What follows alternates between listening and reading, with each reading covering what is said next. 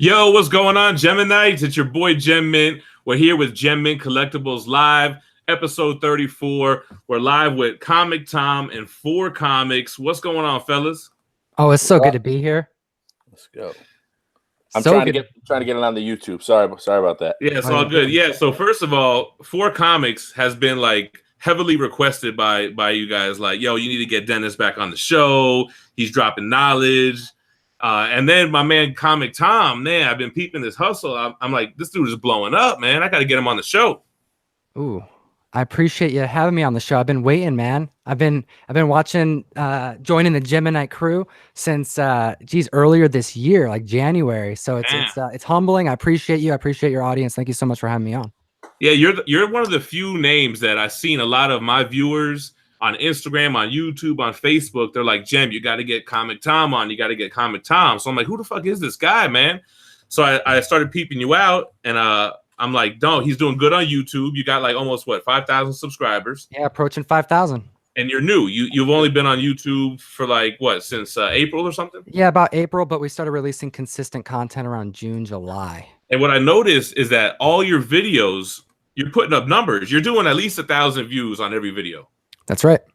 And I like your videos. It really complements what we do because we're heavy on statues, omnibus. We do a lot of other things, but your channel is really focused on, I don't know, collecting tips, top 10 hot books. You do cool stuff like every alien symbiote key that's out there. And what kind of other stuff do you guys do? Really what I like to say is, it's the Bags and Boards podcast. I mean, the YouTube channel is Comic Tom 101. So it's definitely my brainchild, but everybody who's on the podcast are my homies. They're my comic book dealers, my best friends, and we're all doing this as a hustle. We have Russ Bright from Milgeek Comics. He has a brick and mortar store. We're gonna have Jeff that guy. Yeah, he's awesome. He's been doing. He's had a successful shop for over 5 years. I do the comic hustle full time. My dad used to do it when I was little. I grew up with it. So what I tried to do is put together a podcast that kind of tells the story and the narrative of people who do this full time, who do the comic book hustle, who are dealing with bags and boards every day, who are hunting.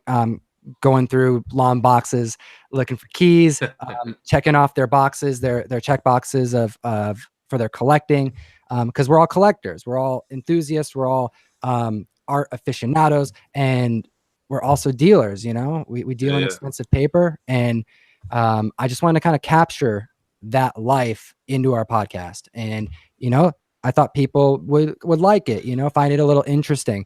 I didn't think it would take off like it has, and I'm super stoked to be able to do it. You're on the fast track, and I'm not going to leave you out, Dennis. Don't feel like the third wheel. No. I'm reading the comments. Yeah, help me with the comment, and we're going to give everyone shouts out real quick. But before I forget, so Tom, you reminded me a lot of myself, man. That's why I really wanted to get you on the show, because you started a channel, you went hard as hell, you go hard on Instagram.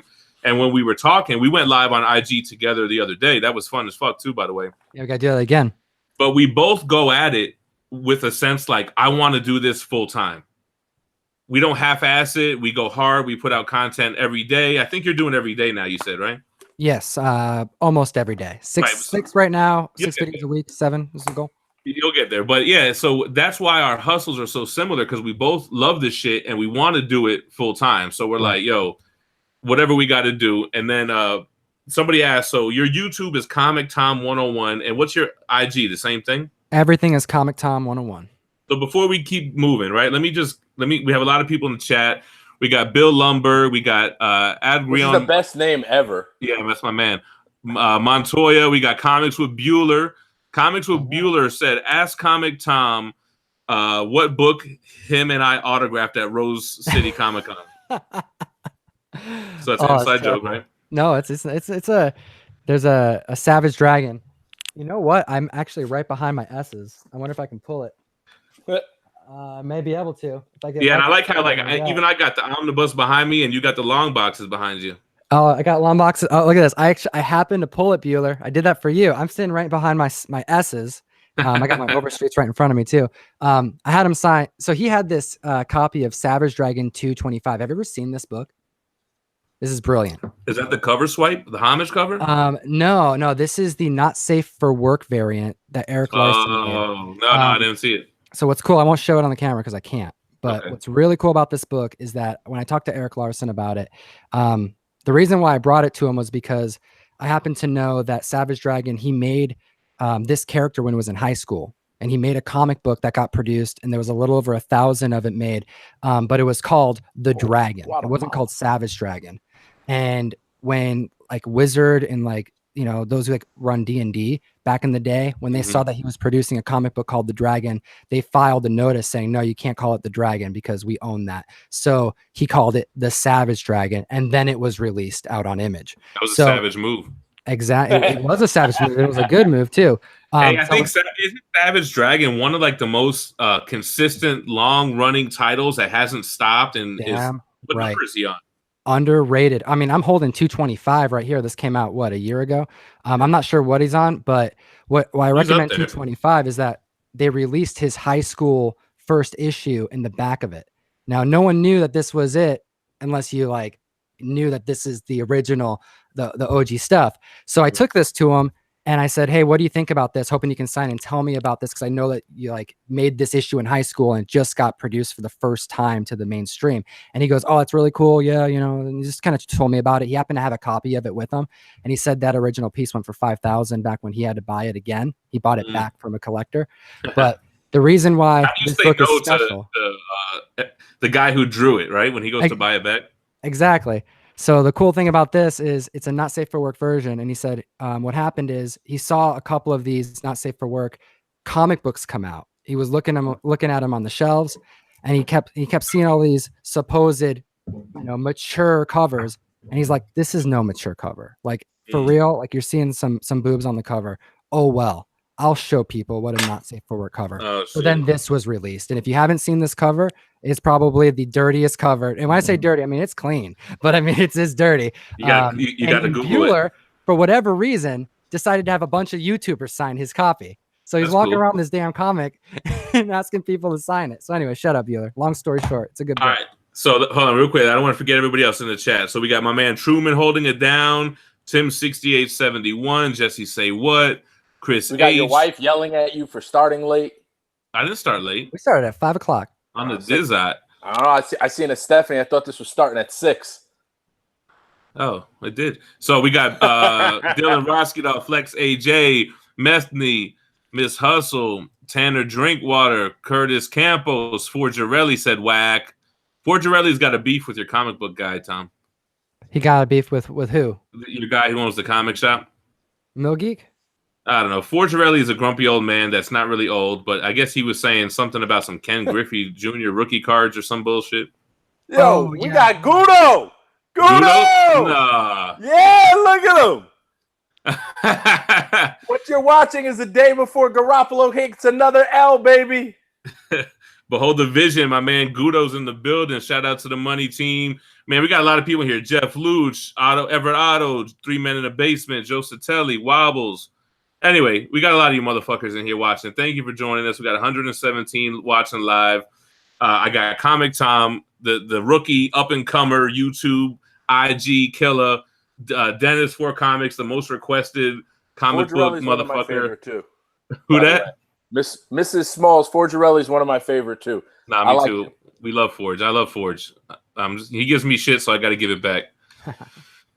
Anyway, so Comic Tom, 4 comics. So Comic Tom's got a hard stop at 7 or 9 p.m. So me and you might go a little longer here. Yeah, whatever you guys got to do. That's why I'm letting you guys get it out, and wherever I fit in, I'll fit in. All right, cool. Don't feel left out. Just jump on in. No. Listen, I don't do like that Savage Dragon. Not your forte. That's not my thing. Yeah. Though I feel like it should have been my thing, knowing that what it is, but no, it's not my thing. So I let you guys handle that, and I'll be in the background. Straight up. So let's talk Comic Tom, right? Because me and Dennis, we've done multiple shows. We know what we do. Sure. But so you have a lot going on, man. Like you have the YouTube channel we talked about. You got IG we talked about. But you buy collections, you sell full time, and you do a monthly mystery box subscription that I've heard great things about. You want to talk about that a little bit? Sure. No, we'd love to. I would love to Speak talk on about it. Speak on subscription it. service. All right. So geekstreet101.com. That's where you can sign up. But pretty much what we got. Yes, I do comic books full time. You know, I work with dealers. I work with different stores, and I have my own store that I operate online. But in a nutshell, I was looking for a way to be able to just offer something really competitive for my community, for the comic book community. Send out something that you know, could provide some value every month. As a way to help support the podcast that I have. So me and my buddy, Russ, who is with me in all the CBSI videos that we make, we do a top 10 list video every week. We put together a subscription box where we pack it up with a handful of random comics that we hand select and ship it out randomly to the community. And so hold on. So CBSI, I feel like I've seen that name for a while. Heck yeah. So what is that exactly? comicbookinvest.com, the most relevant speculation website in the country, hands down. Dennis, you ever hear about these guys? I have not, but you got my ear. No, I heard them. So they do it's a website that they do spec books, right? Yep, it's a so what CBSI is it's a website, but they've been operating for I want to say close to 5 years, if not larger. And when I say website, it's primarily a Google Play community. So who's on Google Play, right? Or excuse me, Google Plus, excuse me. It's a Google Plus community. And they have over 4,000 members on Google Plus. And pretty much what this website is just packed with value, a lot of information. And they have articles that get updated every week for like what's hot, new variants, things like that. They've got to advertise somewhere because I've seen that shit for years already, right? You type in hot comic books into Google, you're just going to see them. That's it. They have I'm fairly positive. I mean, other than maybe the Overstreet crew, you know, like the Overstreet advisors have like closest knit group of people who are like on a daily basis watching all the different websites that you have to freaking pay for to analyze books and figure out, you know, all the changes in the market that happen on a daily basis. Yeah, people go hard on the speculation. Let me ask you guys a question. So what do you think about this Batman Damned? Do you think that's going to be a hot book, man? It already is, man. I was going to say, is it going to be today? Is how much?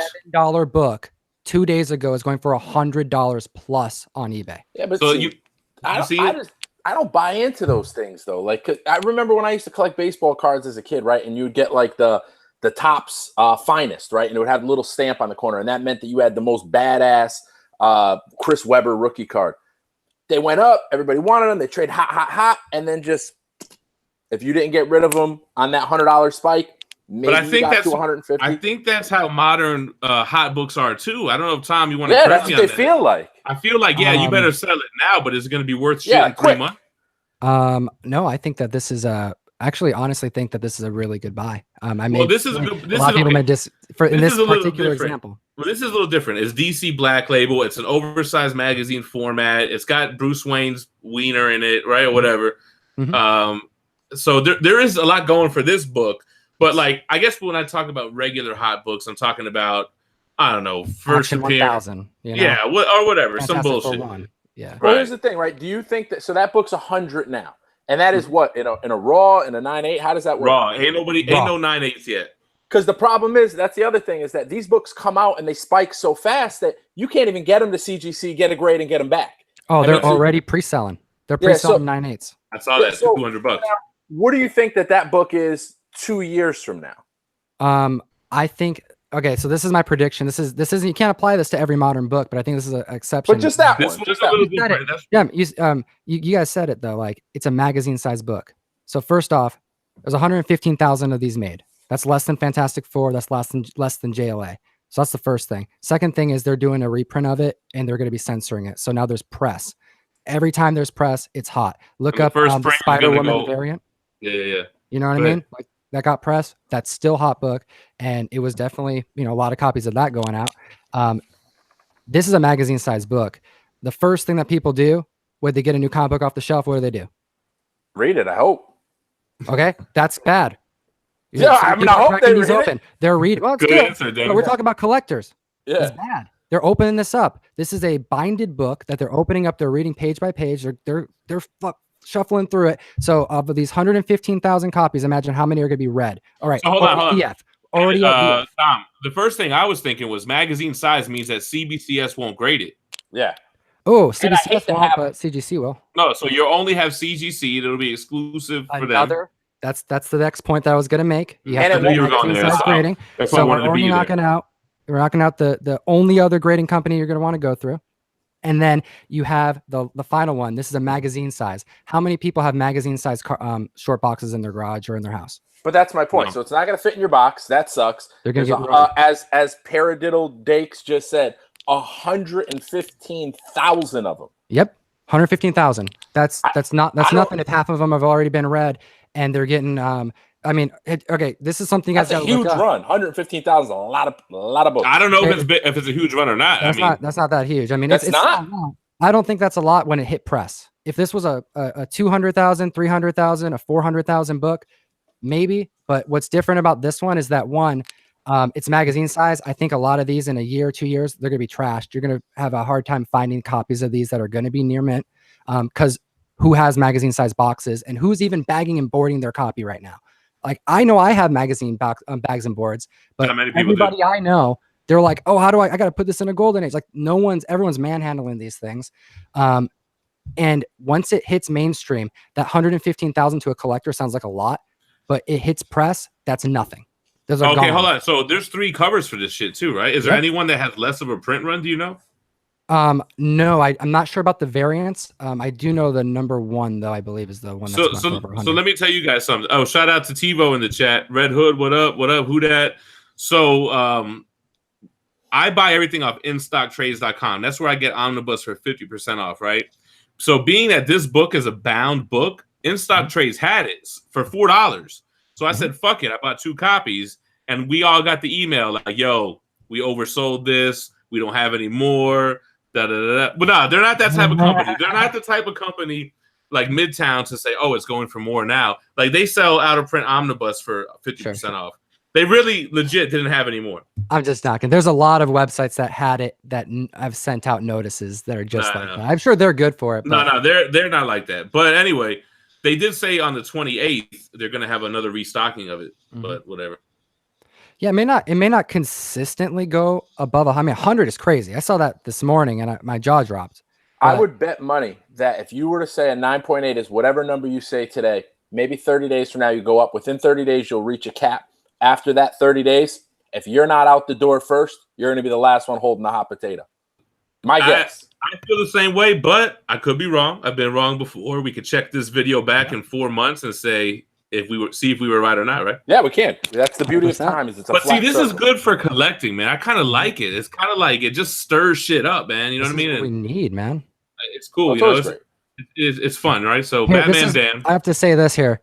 My mom called me. How do I get this Batman book where they show where they reveal this thing and it's all in the news? When my mom's calling me about a Batman comic book, you know that it's hit for it broke the barrier. It went through to the mainstream. 115 sounds like a lot, but that's a lot when you're talking collectors.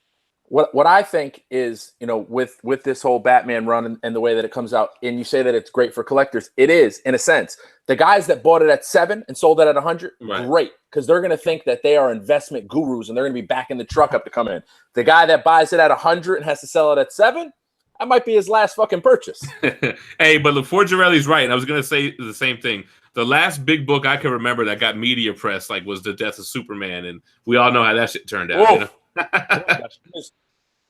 Anyway, it's cool, man. It's just something to draw attention to the hobby and keep this thing keep it alive. Amazing Spider-Man 700, that Ditko swipe. That book came out, was like a $1,500 book, got crushed down to like 900, 700, but it's back up to like a $2,100 book. Why though? Why is it back up? Right? Probably because Ditko. I don't know what the print run is on that, and because Ditko died, but the print run on that can't be anywhere as close to 150,000. If anybody in the comment knows the print run on that Ditko variant 700, my guess is maybe a quarter of that. So hold on, Gudo had a good point in the chat. He said they printed like 1 million copies of that Death of Superman, and we just said that the Batman Dan only got 115,000. Yep. But Gudo's probably 3 beers deep, so 1 million to him might be 115,000. Nah, Gudo's on a fifth of that hen or some shit right now, man. Anyway, what the fuck were we talking about? All right, enough of Batman Damned. Everyone's talking Batman Damned. Got 155 watching. Shout out to everybody watching. We got a lot of IG people, a lot of YouTube people. Anyway, to get off of that, what else is going on, man? So we got the Batman Damned. We got the Miss Marvel trailer. So the Miss Marvel trailer. Okay, I liked it. I mean, it didn't really have a lot going on. You know, they showed us some cool things. We all knew the Skrulls were coming. We knew the Skrulls were coming. We did get to see the suit with the mask with the what's it called, the mohawk. So that was dope. The mask was dope. It was dope. So happy they did her with the mask because I know that there's different versions of her. The mask is the best version in my opinion. So let me tell you something. They're giving her the OG Kree outfit. They're giving her the updated Captain Marvel, and they're giving her the helmet joint. I mean, come on, man. This is Marvel. They're giving us what we want. Oh, I remember what I wanted to talk about. Yeah, Stampede got me. So that was Miss Marvel, and then you had the Joker reveal from the boy Joaquin Phoenix. God, what do you think, Dennis? Talk about it. Oh, it's terrible. It's terrible. Everybody loves it. Everybody loves this thing, and I'm sitting here like I don't get it. Nah, this is so terrible, and everybody just there's so many DC fans because in truth, if you really were to match up Marvel characters versus DC characters, DC probably has a better roster.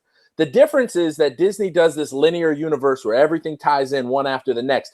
Why DC hasn't just said, "Hey, look, that works really well for them. Let's just copy it like another boy band, NSYNC or 98 Degrees." Well, they tried that, and it didn't work. They can't do it. Well, yeah, because they can't keep the goddamn guys hired. Could we get a 7-movie contract? They have the most iconic characters: Batman, Superman, Wonder Woman, and they can't get it right. But the reason why is, I think what you said, they try to copy Marvel, but they did it wrong. They didn't copy good enough. They kind of did a rush job. But I think the Joaquin Phoenix thing is like, let's go back to our roots. Let's go back to the Heath Ledger shit that worked. A little too close to Heath Ledger, in my opinion, but it's a step in the right direction because they see they can't what do they call the Marvel method? Remember how they used to do that in comics? The Marvel method where Stan Lee just freestyled to whatever the art was looking like. In the bullpen. I think it's terrible. I think it's a terrible, terrible thing. I think you lost maybe arguably the best Superman that you ever had. But we might get Michael B. Jordan as Superman. And that's a fucking terrible too. I don't want to see that. We went off on this. We went off on this last episode, man. We got we were pushing the line. Human Torch. How was he for Human Torch? How'd that work out? Michael B. Jordan is sitting somewhere like, y'all stop talking about me taking over these characters, man. You get me in some hot water. Yeah, that's a terrible, terrible thing. I think this Joker is a terrible thing, especially since you had Jack Nicholson come out, which knocked the cover off the ball on Joker. Didn't think that you could have a better Joker. You have Heath Ledger, you got a better Joker. Okay, you tried to do it with Jared Leto, failed. You're going to do it with Joaquin Phoenix, fail again. Watch. You're telling me. Why do you think? I want to know why you think he's going to fail though, because we haven't seen anything. We saw like a makeup. All right. So if you've already shown me the hottest chick on the planet, and you want me to settle for this heifer, I want to see a Joker that laughs, man. Nah, you've given me Heath Ledger. He was the greatest. Heath Ledger was awesome, but he didn't laugh. Show me a Joker that laughs, and I'll watch it. Jack Nicholson. Jack Nicholson laughed. Exactly. Jack Nicholson was campy with it. That was some early 90s. That's like at that time. That was what was. So that's interesting, Tom. A Joker that laughs. So Heath Ledger didn't do a Joker laugh, huh? Not one that's memorable. He did a lot of good stuff. I loved him. He's obviously my favorite Joker, but I mean, I'm all about seeing something new from DC because, man, it's just been terrible. All right, but hold on. So see something new. So Joker is not new. Like, how many times are we going to see Joker? This is his own origin story. So, I mean, we're going to see him more than. So I don't know. The trilogy, I throw that out. I don't even consider that like modern superhero stuff. That came out, a decade ago? That's old news, man. We're talking like we have Thanos on the screen.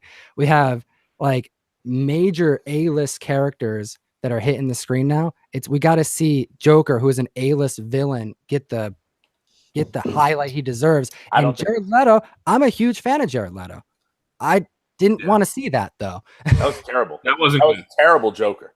Meth addict looking Joker. I think he did the best they could with the script they had, just like every actor in the DC movies. But they have such a big roster. Why don't you bring somebody? Bring Lobo. The fans want to see Lobo. Bring out Lobo. And they do this bullshit where they put him on the TV show. How can you get Lobo out when you can't even sell Batman?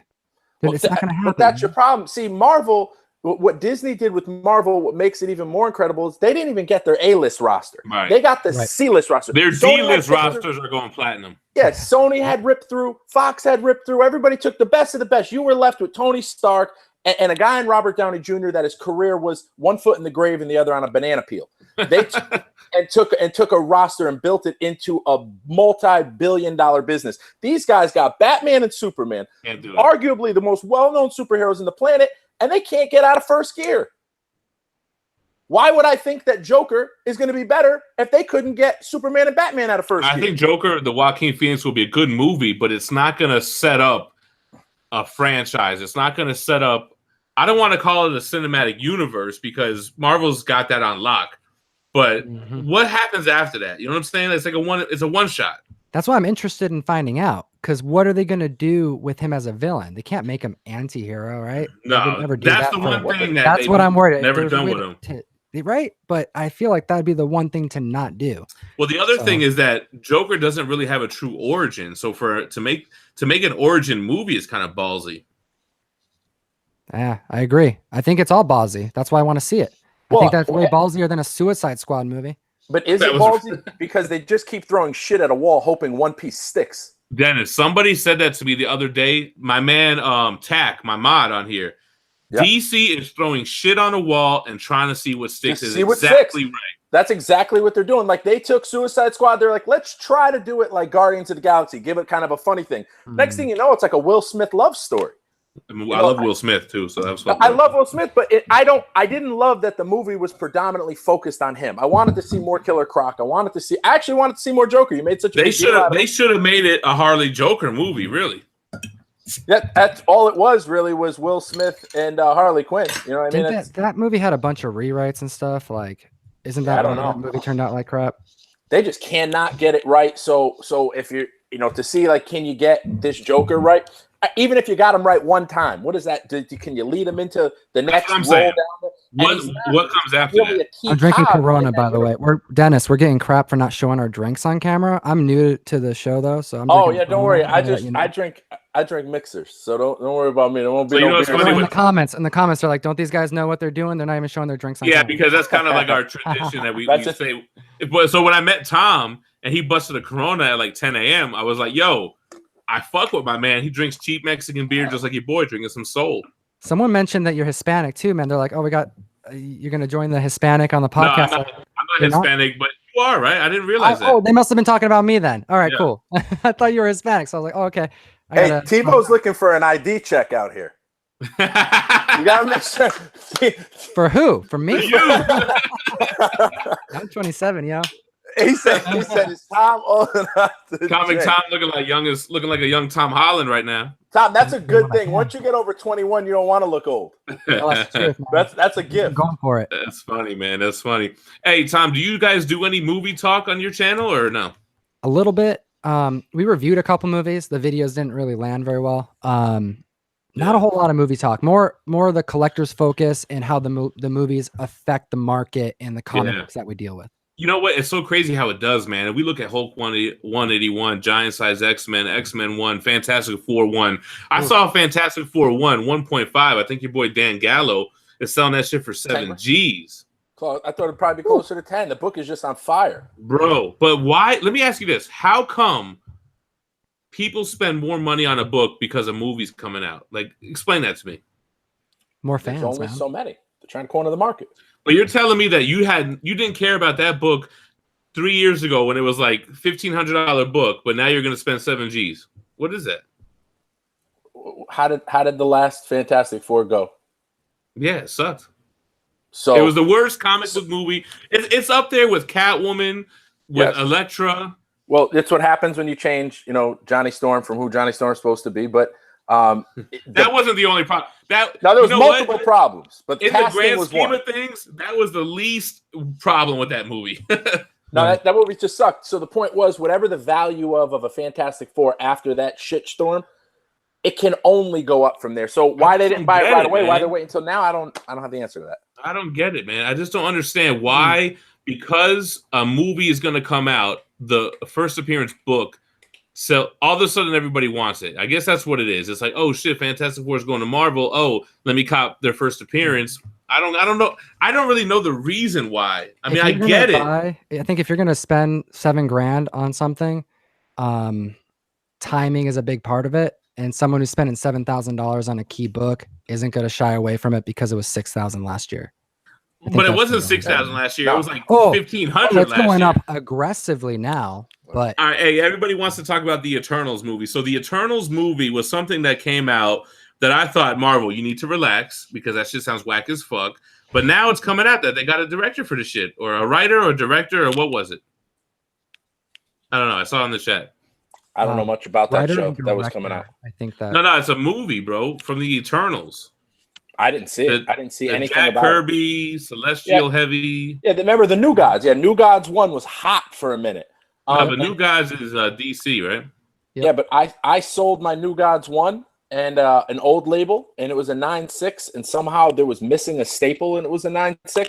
I've seen it resold. It's on Comic Link right now. Again, don't get Tom worked up about the CGC discrepancies, man. Oh, why, Tom? You got beef with CGC? No, not personally. Nobody. I got beef with nobody. So CGC, I guess let's talk on it, right? So CGC is for sure the premier grading company book. The books hold more value. For now. Whatever. They have the best looking labels and slabs, right? But I guess the whole Emerald City Comic-Con thing was like, there's no way you could have graded those books in that amount of time on site grading. Oh, my videos. The videos I made. Yeah. I was having a conversation with Russ, my homie, about what I experienced with CGC the last couple times, and then we just decided to turn the mic on and have a conversation. It's one of our earlier videos. It's not one of our best, but in a nutshell, my question was that based off of how many people use the service, based off of their turnaround time, based off of just what is almost every single convention, which I call a shit show at their table, with how many people are getting their books, trying to there are people waiting until the end of the con, hours afterwards, to pick up their books that were graded on site. I just don't think that they're spot checking everything that they're. So they just gave it a once over, basically. Yeah, if you go through their website, they have we read it on camera, but their full list of what they're supposed to do, and it's like it sees like 3 different people, and 3 different people are supposed to check everything. And I had my dad had a comic book that was signed that was missed, like Sharpie written on the inside book. Well, I did watch that, but not for nothing. He did throw him a fucking loop because it was one sig on the cover, one on the inside page or something, right? Yeah. But no, they should have read the form. They should have double checked, but they didn't. And was the point, right? And it's just one. That's just one example. I mean, that means nothing. But I've personally had over 5 times where I've had to resend a book because of weird stuff. This has a lot of CGC stories where they told them it was reglossed, and then it wasn't, and then it was, and a lot of sending books back to be regraded, and the shit's different every time. I mean, we're only human at the end of the day. You know what I'm saying? But I also think that depending on what book you're bringing in, like if you're bringing in an Avengers 4 that's potentially a 9.0, 9.2, they're going to give that a lot more attention in the grade than they would probably the same book in a 2.5, 3.0. But if it's Catwoman 17 that just came out, they're just going to give it a once over, and that's it. Yeah. In my opinion. That would be my guess. That's what I would do. I mean, I'm human. I would say this guy's got a Hulk 1. Let me give this guy my undivided attention. This guy's got, a Hulk 126. Fuck that guy. Yeah. and I'm going to give it what I give it and roll it on. Hey, yeah, Tom, see, but what you just described, that's you're just describing everybody who pays $100 for their comic to get graded is nightmare. Just like roll that one, I'm going to pay attention to this. And my point was in that video that we made is that there were 10.0s graded. So for every mistake, there was a 10.0 that I saw. At least, I mean, there was at least 5 of them graded. Were the 10.0s hard stock cover comics or just regular comics? They were regular comics that people took off the shelf, walked into the convention with, handled it, gave it to the person. They graded it, put it back. They walked out. I mean, it's a lot, and there was like over 5 of them graded at one convention. Now, it's possible, but it's also possible that not every step is being checked, and that was the thing I was bringing up. No, it was a good point. Hey, Dennis, you see Christian Mole send it to the Smithsonian. Yeah, so that story, for those that don't know, that book that they said got reglossed, I sent it to the Smithsonian for them to inspect it. The Smithsonian said it didn't get reglossed. I sent it back to CGC. They said, that's great. So go get it graded at the Smithsonian. Yeah, I would have said, man, fuck you, man. Which hey, obviously you can't do, bro, you know. So I never heard of a regloss cover prior to that or since then. I never even heard of that shit. A regloss? And that was the only knock that they had on the book. They didn't say, you know, usually when you see regloss, you'll see staples reinforced, piece that, and you're talking about a book that was like a 6.0. So you're not talking about like a 9.5 crazy, 9.6, whatever crazy book. This is a basic book. There's no fucking way that the cover was ever reglossed. Yeah, someone's saying, wait, it costs $100 to get a comic graded. Nah, it doesn't cost $100. More sometimes. Well, I mean, on-site grading, how much does that shit cost, Tom? That's kind of, I mentioned $100 to grade a book. That's kind of what I was thinking, because it was like, I mean, you can get a modern book graded for like $30, but you have to add on, you know, you got your shipping back, you got your insurance, and then you got your, at the end of the day, you know, $10 to do it, $15, $20, whatever it is to do it on site. So yeah, but what is it for like an Amazing Fantasy 15 5.0, 2% market value? Oh yeah, it's something like I don't. I'm not sure. I haven't graded one, but it depends. You're probably gonna want that pressed, and if you're having them press it, I mean, my buddy had an ASM 1 pressed by CBCS, and it was like a couple $100, I believe. Yeah, so I think that when you sent the last Amazing Fantasy 15 I sent in for grading, I think the grading fee on it, no pressing, was $500. Oh my gosh, yeah, that sounds about right, doesn't it? Though? I never submitted a book that big to where they had to change it to the percentage rule. Hey Tom, so you mentioned your dad, I think that's cool as hell, because your dad worked in a comic shop in the 90s, and you guys lived in like the apartment that was attached behind it, right? Oh, that's right. You watched the video. That's cool, man. I do my homework on it. Doing your homework, dude. Yeah, it was one of my first videos I made. We could be professional here. I love it. I love it. No, I grew up for 2 years. I lived in a comic book store pretty much. I mean, it was kind of cool. There's a shop in New York. I'm from Buffalo, New York. And you're in Washington now, right? That's right. Washington State. Moved up here when I was like 13 when my dad remarried, but he was a manager at this comic shop in Buffalo, New York. The store was, front facing the street. And then above the shop, there was an apartment. That's where the owner of the shop lived. And then behind the shop, there was a 2-bedroom apartment. And that's where me and my dad lived. That was dope. And, I grew up from the ages of this had to have been from 6 to 8, maybe 7 to 9, right around there, where I would wake up on a Saturday. I watch my cartoons, get my Spider-Man, my Rocko's Modern Life. And then I would go through the kitchen door. And then I'm in the back of a comic book store. And I got people playing Magic. I got people playing D&D. I got comic books on the wall. I'm grabbing, any Gambit covers I can find. And, that was my life. Is that your favorite character, Gambit, or was back in the day? Back in the day it was, yeah, because he threw playing cards. I thought it was the coolest shit. So, Tom, are you a DC guy or a Marvel guy? I have I have some DC tattoos. I have no Marvel tattoos. The only Marvel tattoo I have is Ditko Strange psychedelicness on my arm. So, TiVo, you just got like 10 bonus points for TiVo. Why is TiVo, that? TiVo like chat. That is Doctor Strange himself. No, he loves it. That's his favorite. That's his favorite character. All right, hold on, Tom. A few people are saying, ask you about your dad's Teenage Mutant Ninja Turtles #1 story. Oh my gosh, that's crazy that got out there. A couple people asked. Yeah, it's been funny. Like four requests. He almost didn't want to talk about it on the mic, but I'm like, everybody knows it in the industry up here. Is he the one that had the third print that was regraded as the first print or swapped out? Oh no, he's the PGX guy. No, he's not. No, he's not that guy. Oh, that would have been totally a great different story. guy. Oh, that'd be funny if I had some insight on that whole situation. I do, but no. Okay. It's for another day. Hit the subscribe button. But yeah, you should like the video. If everyone's watching right now, you should just get that done too. But no, my dad, he had this store that we were living in. He met my adopted mother, and we moved to the West Coast. So he had to quit that manager job. And 6 months after he quit, the owner of the shop called him and said, "Hey, I don't want to do this anymore. I don't want anything. I'm done. I'm tired of this. I don't want to touch a comic book. I don't want to touch anything." And my dad's like, "All right, well, I don't have a whole lot of money to help you with that." He's like, No. You don't understand. I got to get it out of here. And every month that it's here, I'm paying rent.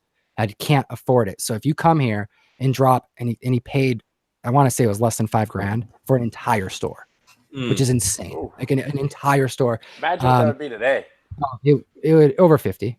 I grew up in a house where my dad was going through long boxes. I had no concept of what he was doing because I didn't care about that when I was growing up.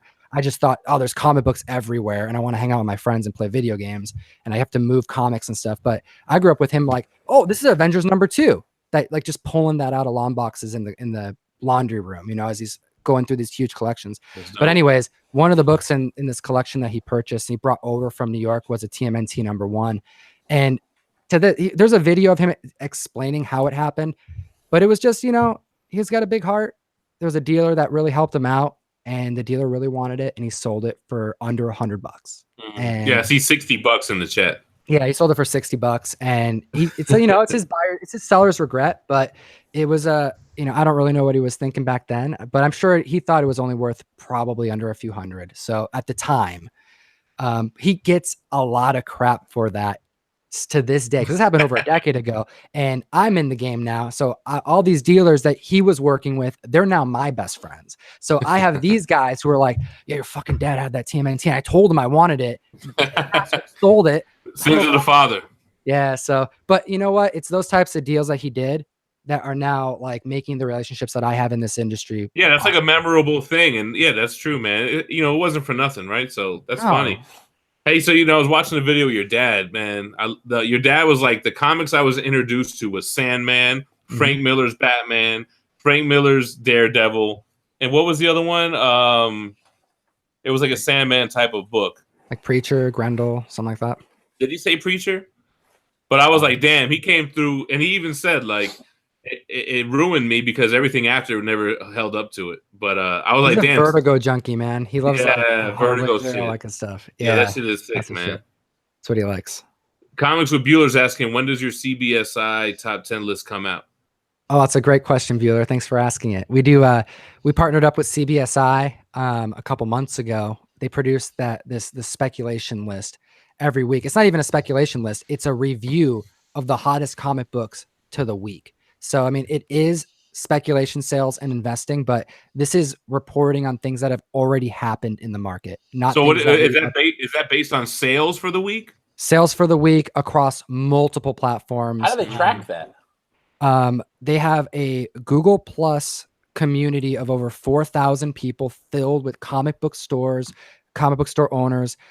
They have people who they're affiliated with, who have different websites that do all this. It's crazy. Like during San Diego Comic-Con week, they had people at San Diego Comic-Con doing research at the show. Like these guys are like, I was asked, why don't you put the list on? And I'm like, I listened to what Jack and the guys over at CBSI, shout out, have to do to compile this list every week. And I'm like, there's no way in hell I'd put out one video a week if that was the case. And that would be the only video I do. You're doing all work. You're just making it a clean video for everybody to watch. So we made a couple of videos about their list because their list is public. You can get it. And we made a couple of videos. It came out a few days after they released theirs. And they said, oh my gosh, we want to do a video and we want it to be just like yours. Why would we do that? Why don't we just have you do it? And we'll. So I was going to ask you how the relationship started. So you took their list, made a video. They saw it and said, "Yo, let's make this official."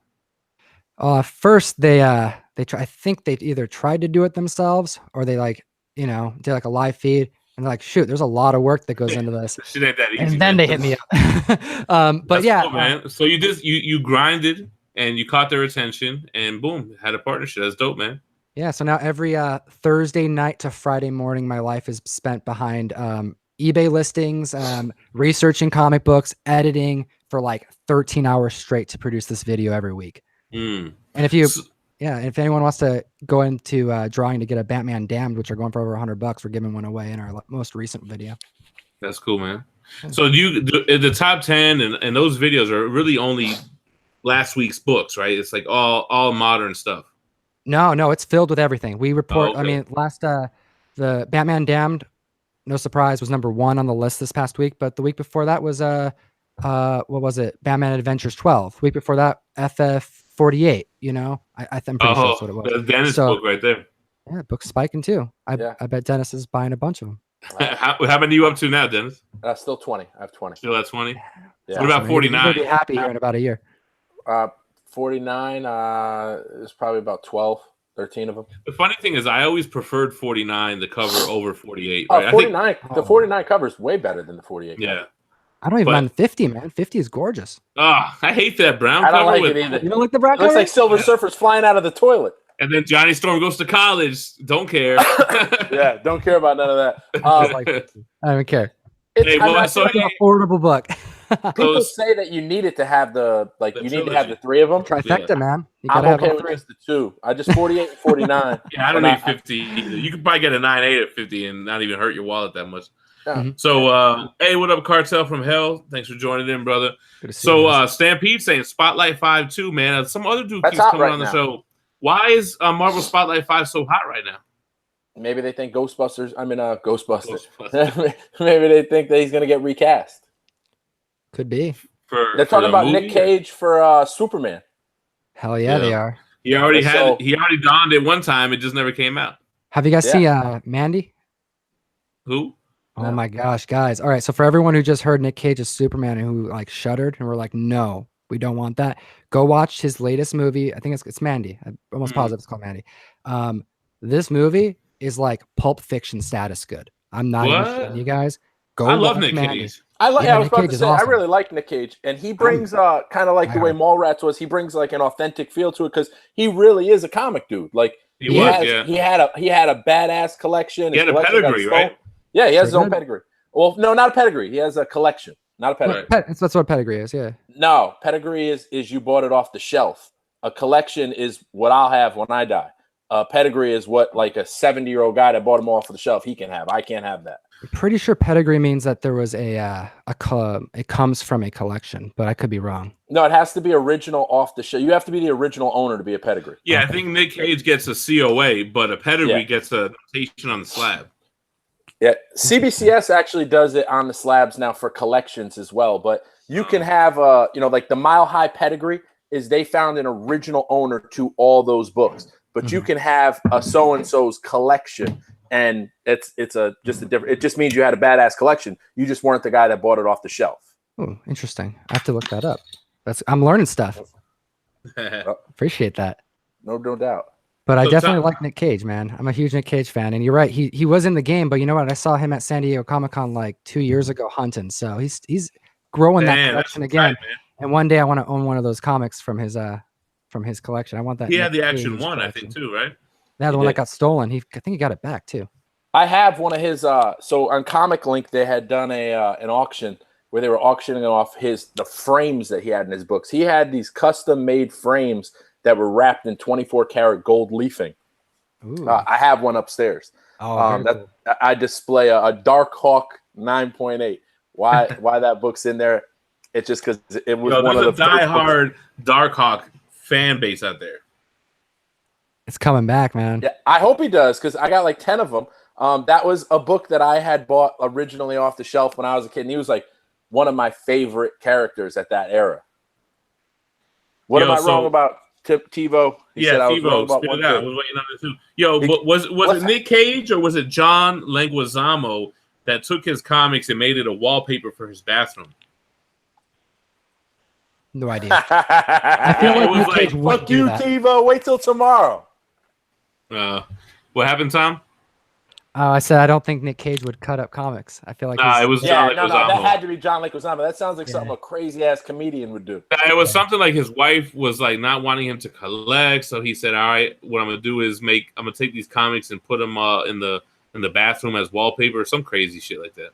Curtis Campos, the best Nick Cage movie ever, The Rock. I never saw The Rock. Is that with Sean Connery? Yeah, what? That's like one of the best. That's like literally one of the top 5 greatest movies ever.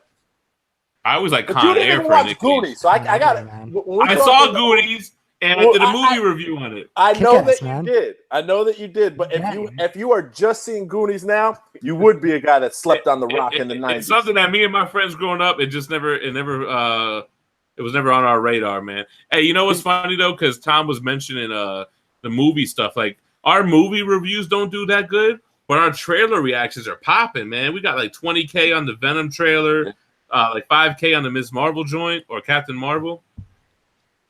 They like to see your faces during the surprising scenes. Oh. That's what they're really looking for. Yeah, I do it with Manimal. Manimal's like, what do you want me to do? Be like, oh my God. Like, oh. We got to get Manimal on one of these shows. All the shows I've been on, Manimal is AWOL. So here's what my thing. I prefer the in-person live shows to have somebody to interact with. So when he's out of town, I start calling in my people. It's like, yo, come on, do the show. But you're right. And he feels the same way. He's like, yo, you never have me on with Dennis or with Cartel or any of these people. Like, come on, man. So we do have to do a show like this where he's with me. It's like the girlfriend you're hiding in the corner. Y'all are my side chicks, man. He's like a moped. It's all right to get you from point A to point B, but you don't want to see people to see you getting off of it. Manimal is in Cancun right now. He ain't worried about none of this shit. Woo! Yeah, he got an X-Men one. Did he get the giant size X-Men one? Yeah, actually, my man Rob, PWN. Yeah, the guy who I thought lived near where you live, like Washington or something, but it turns out that he's in El Paso. No, he's from El Paso. He don't live here now. Oh, but yeah, so he is where I thought he was. He gave us a good ass deal on one. It didn't have the white pages, but he gave us a good deal. So he's shipping it to me today. He already shipped it to me. So I'm gonna have it here before Manimal even gets back. Nice. Well, that'll be a nice thing to come home to. Yeah, for sure, man. Yeah, Rob's a good ass dude, man. He gave us a good deal. Yo, we got 191 people watching, man. Everybody's here for Comic Tom. What the fuck? That's it. Comic Tom's lighting it up. Thank you so much. Yo, Tom is blowing up, but Tom grinds hard, man. You go hard on the IG stories every day. You're at the comic shops. You're showing off collections. Like, you put in work, and that shit pays off, man. Like, if you want it, you got to go for it, right? And that's what you do, man. You go hard. You're on multiple social media platforms. I still don't get Twitter. I don't know if you're on Twitter yet. I do a little tweeting from time to time. I don't get it, man. I just feel like, why would I even do this on here when I got IG and Facebook? I feel like Twitter's where they go to complain. Yeah. It's also, I use Twitter more for research. I actually follow all my artists and, I try to maybe that's what it is. On the industry, I have that screen up all the time. So not for nothing, my man Ed Boon, who's the co-creator of Mortal Kombat, he's like the head guy of NetherRealm Studios. Awesome. He retweeted my statue unboxing for the reptile statue, and that shit got like 33,000 views because of that. Hell yeah, that's a great video too, man. Those statues, I would have. I sold it today. I shipped it out. Did you? Yeah. Okay. How did you?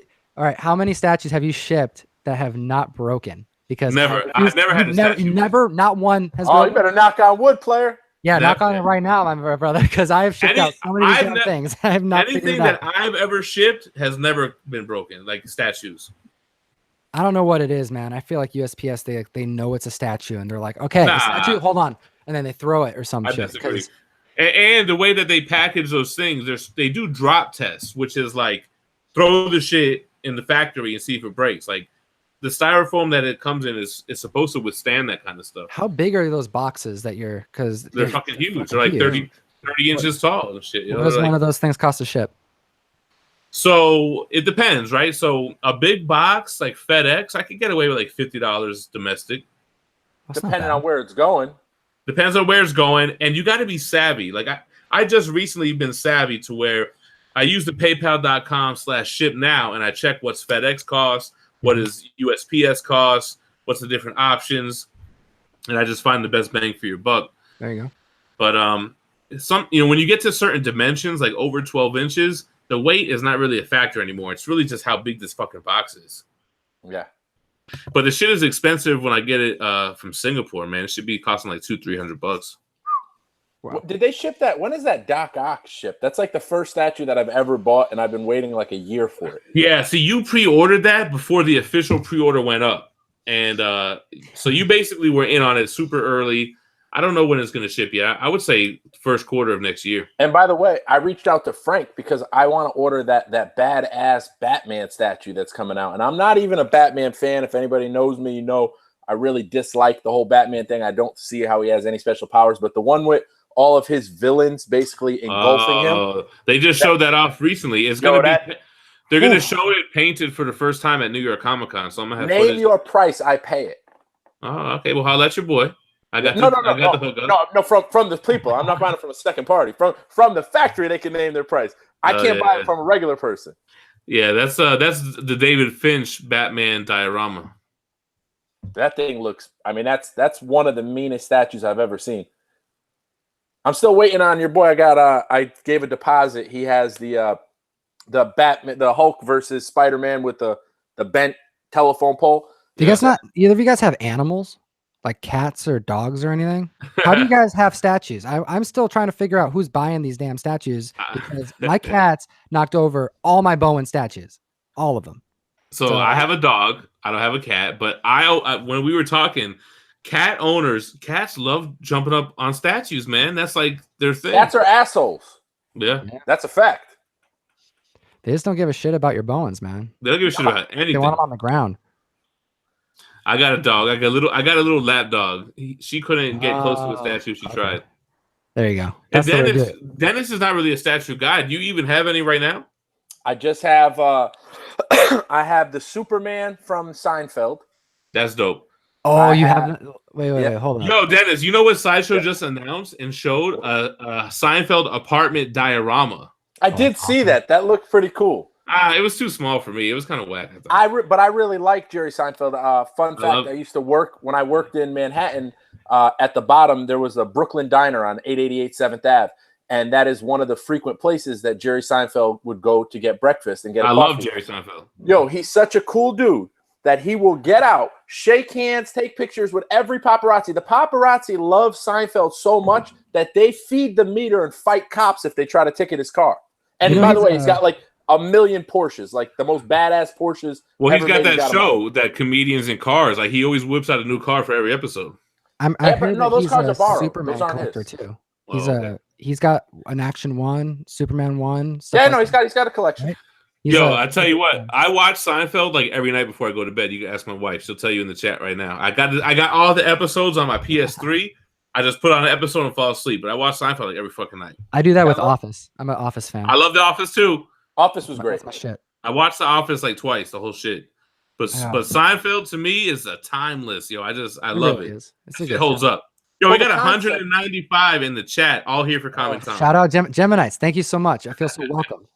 It's awesome. The concept of Seinfeld was a great concept. I mean, he talks about funny shit that happens to him during the day, and then he gives a stand-up about it. And I think that every person that watches that show can relate and be like, I wish I had the balls that this guy had because this happened to me or that happened to me today. And I would love to tell the story the way he does, but you just don't have that knack, but you have that story. So it kind of is very relatable. Yeah, Seinfeld was like simple but genius. Like it was a super little thing, but it always came full circle in every episode. And something that happened in the beginning came around to the end and just tied it in a little knot.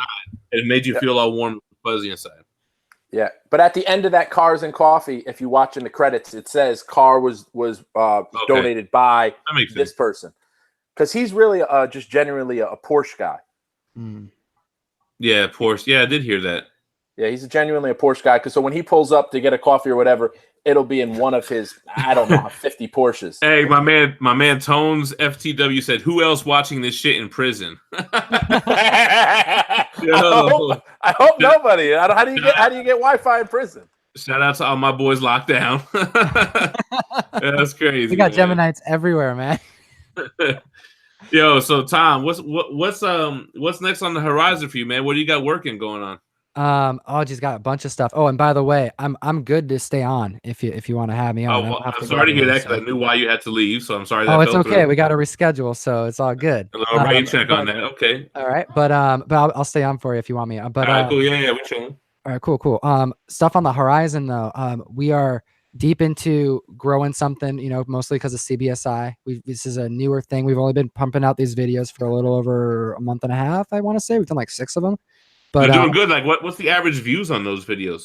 I think our highest viewed. I mean, every week it goes up and up. We're getting more views on that latest video. Friday videos are our biggest ones. But like 6 to 7K is that's crazy, man. Yo, that is not easy. 4 months, man. It's not. It's. Let me tell you something. 4 or 5 months.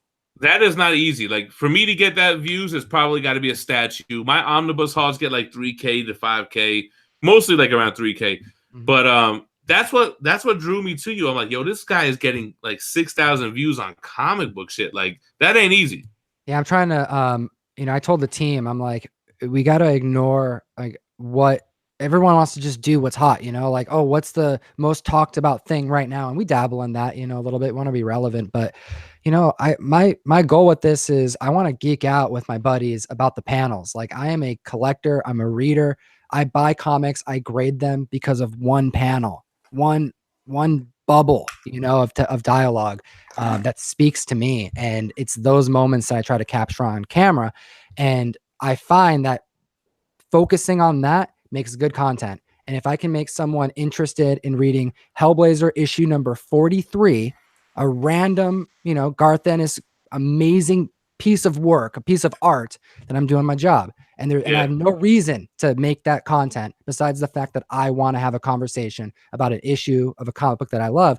And what's really cool is then I go on Instagram the next day and I see my peeps going, this is a fucking awesome comic book and I just bought it, you know? So like that keeps me going. So that's what you know, I like doing. Yeah, it's working. I think that's important that you mentioned is that you're a reader. And I think when it stems from being a genuine reader, that's how you're going to be successful when you have a YouTube comic book channel, man. Like if you don't have the foundation, it's going to be difficult for you, man. Right. So I think that's true. And, you know, and I feel you. I get a lot of people like, yo, I bought my first omnibus because of you, and now I'm back into comics. And that shit is like, yo, you feel good. Like, hey, I'm happy that I got you into something. Yeah, it's been happening. You know, I've been feeling that more now this month. I would say this last month and a half than ever. I'm seeing comments that are super positive. Look at the chat. Yo, the chat is. I'm trying to eye it here. It's nothing but positivity. This is why we're in the best. I gotta tell you that's community that's what that exists. That's why I brought you on, because I've never seen so many people respond to anybody like that. Like, you know, you have true fans, man. So that's really cool, man. You got to keep doing what you're doing. It'll definitely lead to bigger and better things. You know, man, I'm really happy to see that. Hey, I appreciate that. I'm just doing what I like to do, and I look at everything that we do as a service, you know, I put it through that lens first. I want to provide value in the content that I bring. There's nothing worse than watching something that doesn't answer the title. There's nothing worse than spending time that you don't have to watch something that sucks. So for me, I don't want to pump out a piece of content that I wouldn't enjoy, that every second that you watch is providing some type of informative, something valuable, you know? And that's how I go into making our videos. And it's been working so far.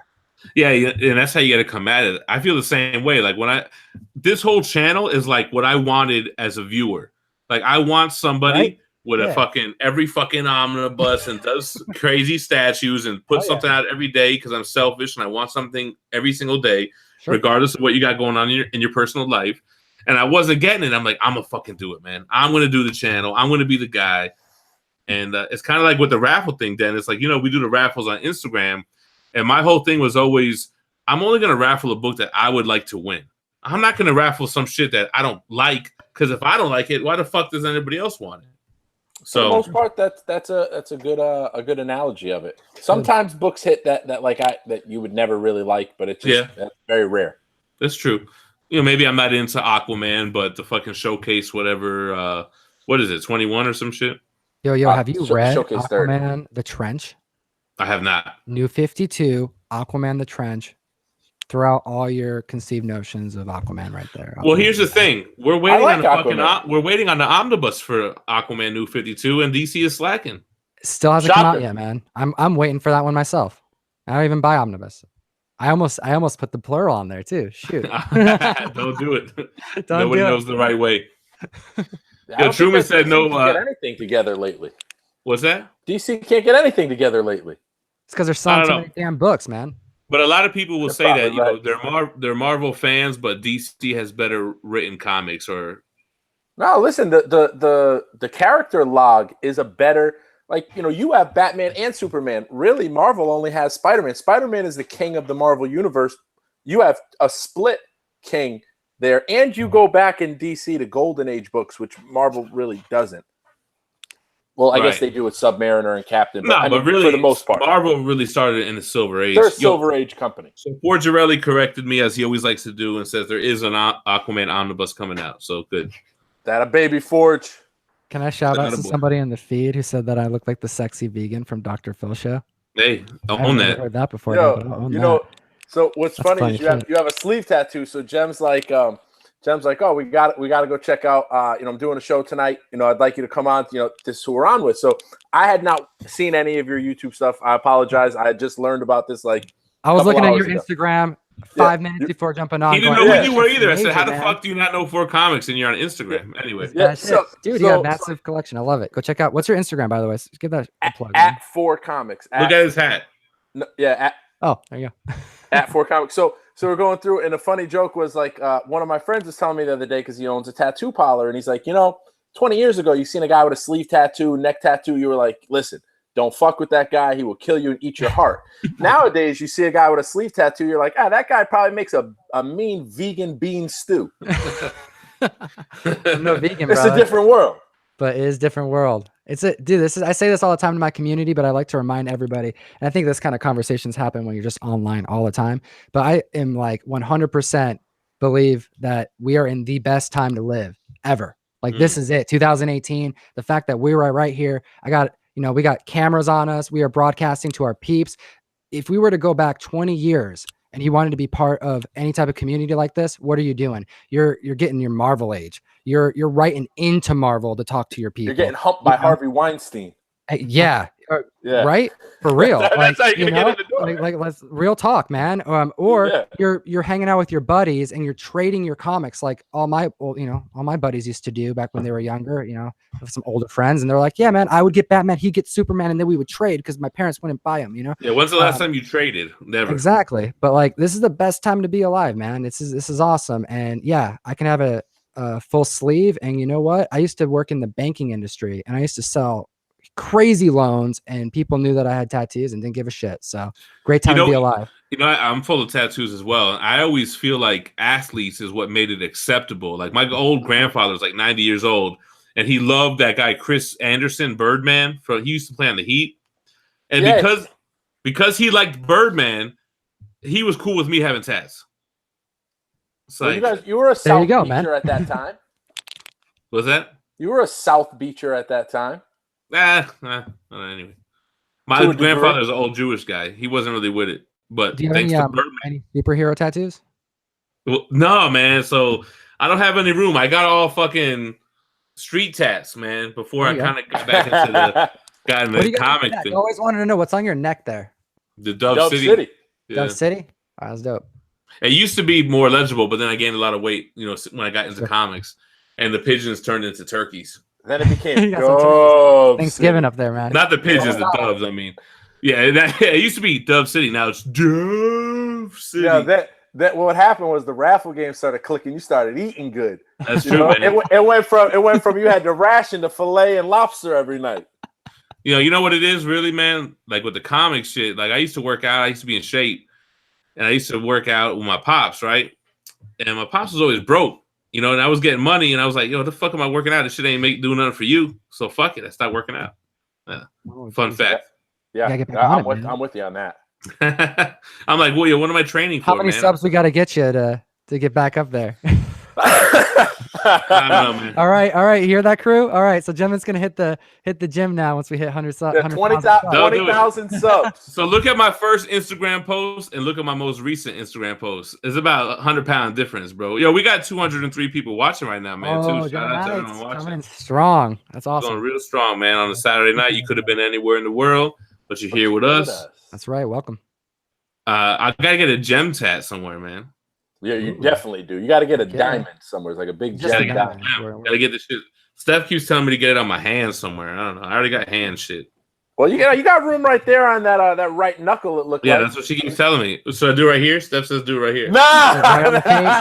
Then you don't get the vegan tattoo thing like that anymore. Then you got to be a genuine badass. Oh, right here. They all do it like this now. The kids in the streets. Yeah, but they all look cross-eyed when they do that. You guys see this? When they get the tattoo there, they look googly-eyed. It never looks symmetrical. No, they always look googly. Truman says every 100 likes, Gem runs 5 miles. Fuck that. Fuck Christ. I'll be running miles, but I'll be running a lot of miles. I'll tell you what, when I make comic books my full-time profession, I'll do it. There you go. Boom. That's the goal right there, guys. That's a long time away. Maybe not. Hey, maybe not. Maybe not. Shit. All you need is the right sponsor to come along. All right, back to comics, right? So Model Vault saying, he's asking you guys, apparently I'm a piece of shit. He said, do you think CGC takes advantage of the market value tier? Fuck yeah. Well, I disagree. So What? CGC considers anything from 1975 on to be a modern book. Yeah. But the modern age of comics is really like what? The late 90s to current? Yeah. So there's a sweet spot in there of books like ASM 300, New Mutants 98. But they have the option to change that to fair market value 2% of. But when does that kick in though? You know, I don't know the answer to that because and I feel like sometimes you get punished, right? Because if you try and be slick and slide a book in under Silver Age, knowing that it should be a fair market value book, like they knock you on the grade just to keep you honest. Maybe. I don't know about that. But I went through the whole walkthrough with CGC, how the process works and how, it's totally, they don't know who you are and everything else. And then when you were live with Sarah, Comic Nerd Girl, she said that there is ways that they could know who you are. So that kind of blew the cover off the story that I got from CGC. That was a good podcast, by the way. Sarah's really cool. You know what? I've been meaning to reach out to her, man. Like, I thought we were going to get this comic book grading video series going. Kind of hasn't really been happening. I got to holler at her, man. Got to have Gudo get in there for you. Yeah, I want to get Gudo just fly down to Florida. You know what we got to do? We got to get Barack on. Steve Barack. That's who we got to get on. We got to get the guy. I know he's joined the New York Warrior show. I've seen him on a couple different podcasts, and I enjoy him on podcasts when he's on them. One thing I can't stand is that it's just always like there's not enough questions specifically about what they do. Like I want to know very specific. Like this book it came out in 52. What's the process? Tell me. Everybody who's going to see it. I want to know beginning to end. Why is it taking a book 8 months to grade? What's going on? Like, I want that kind of stuff answered. Like, what's the backlog looking like? Where's the vault? It's crazy. Their vault's crazy, man. CBCS and CGC, if you send them some bullshit ass modern book, they should send that shit right back. Like, bro, ain't nobody grading Catwoman. Oh my God, no, they want that, man. They want to grade as many as they can. They're getting so much fucking money. That's crazy. I would love to know what the revenue stream is of a CGC or a CBCS because to me, from where I sit, it just looks like they print money. They create it. Yeah. People are begging you to do they're sending stuff and saying, "What's the wait list? What's the wait list?" They're not even saying, "Get my stuff in first." They're saying, "How long do I have to wait?" And I'm still willing to wait. I mean, pay more. Who does that today? Like, damn. I mean, you consider this, man. I mean, they had thousands of books graded. I had somebody millions, probably. I would bet millions. I mean, like a convention. Excuse me. Like at one con, it gets into thousands and thousands, and they do turnaround in 3 days. So imagine how they do that. They have to rent out an entire floor of a nearby hotel, an entire floor. They have to rent out rooms just for their machines that they have to fly in. I don't even know how they would do that. But because here's the thing. This is like why I like this conversation happening. This is why we made the videos in the first place. I want this info out there. If we're going to go on the mic and say these people are literally creating money, which they are, we can all agree as collectors they are. I want to know everything. I want to know who the fucking graders are. I want to know who's getting paid $100,000 a year to grade these golden age. So hasn't CGC always been on the hush hush about who grades? Who the hell even runs this shit? Why isn't there a Snapchat showing every what's his name's the top grader? The dude that used to own CCS paper. His name eludes me right now. Matt Nelson. But wasn't CBCS always super open with the graders and everything like that? See, that's their pitch is that they are honest about their grading and tell you what they're looking for on their website. And CGC doesn't actually tell you what to look for. Like, here's a fun fact, right? Years ago, when CGC would grade your book and it had tape on it, they would grade it as if the piece was together and just write on the cover, book has tape on cover. Now, if you bring the book with like a taped on piece, they grade it as if the piece is missing. So if you have an older book that has tape on cover and it's holding a piece together and you regrade it, you are going to get slammed in a grade. When did they change that? Why did they change that? Well, I know why they changed it. They changed it because the guy kept going and buying detached cover books, attaching the covers with the books, putting the books back together and getting better grades and then pumping them out. But, one guy making money because he found a niche in your system, I mean, fuck it. Let that guy eat. He's a genius. Yeah, I think that it's with CBCS. Emerald City is a really good example, but CGC is a monopoly, right? And that's why someone on here, I'm going to mention the question here because I really like this question. This is from Forgirlini1. They said there should be come on, man. Forgirelli1. Sorry, man, I can't read, dude. Just kidding. But for what is it? Forgirelli? Forgirelli. One says there should be transparency, but there won't be. There won't be unless us, those who are speaking to the masses, those who are joining on like live feeds like this, demand it. There's no reason why PGX, when PGX had their shitstorm happen earlier this year, wouldn't go live on their Facebook to discuss what happened. And instead, they went to other YouTubers to have them speak out on what was going on with PGX. Yeah, I saw that. I saw that a channel is sponsored by PGX. Yeah, like, you gotta have some balls, man. As someone who runs a small business, I couldn't imagine. Can you imagine, like, we have all these peeps who follow us every day, and if something shady happens, I'm like, oh, I'm gonna have somebody else that you guys don't know. They're gonna speak for me. Like, fuck no. Everyone would go like, what the hell is this guy doing? And that's the kind of stuff that PGX did. CBCS, they're really the only competition that there is. They're brand new, and the reason why they're so outspoken about who their graders are is because they have to be. Right now, they're restricted to going to like nearby hotels to set up because CGC has kicked them out of the convention. CGC is petty as fuck, but for sure, it's business, though. You know what I'm saying? You know what CBCS needs to do if they really want to be competitive? They got to have a census, and they need to have a slab that looks better and a label that looks better than CGC. That's like the two big things, and that's all you got to do. Yeah.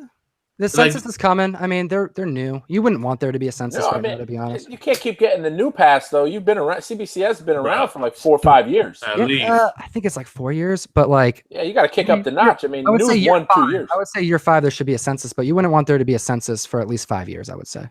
And they should have taken advantage because CGC had the forums, right? And the forums were popping. Then they changed the format of the forums. The forums, in my opinion, now are trash. I don't even check them out anymore. I used to be all over the forums. Now the forums are absolute garbage. So I don't know why they couldn't have taken advantage of that and set up an easier forum and say, hey, everybody that loved the old CGC forum, come over to CBCS. We will bring you our forum. We're the new Death Row Records. Dude, they couldn't do it. Dude, Steve Barak doesn't even say the word CGC when he's talking about grading comics. There's more to it than. But see, that's some pettiness too, man. Come on, competition. There's something else there, and I want to know why. But that would be good info to tell the community. He helped found it, right? He was one of the OGs. Yeah, it's him, dude. He's a major player. This guy's friends with Steranko and shit. Like he's a baller in the industry. Let me tell you something about CGC, man.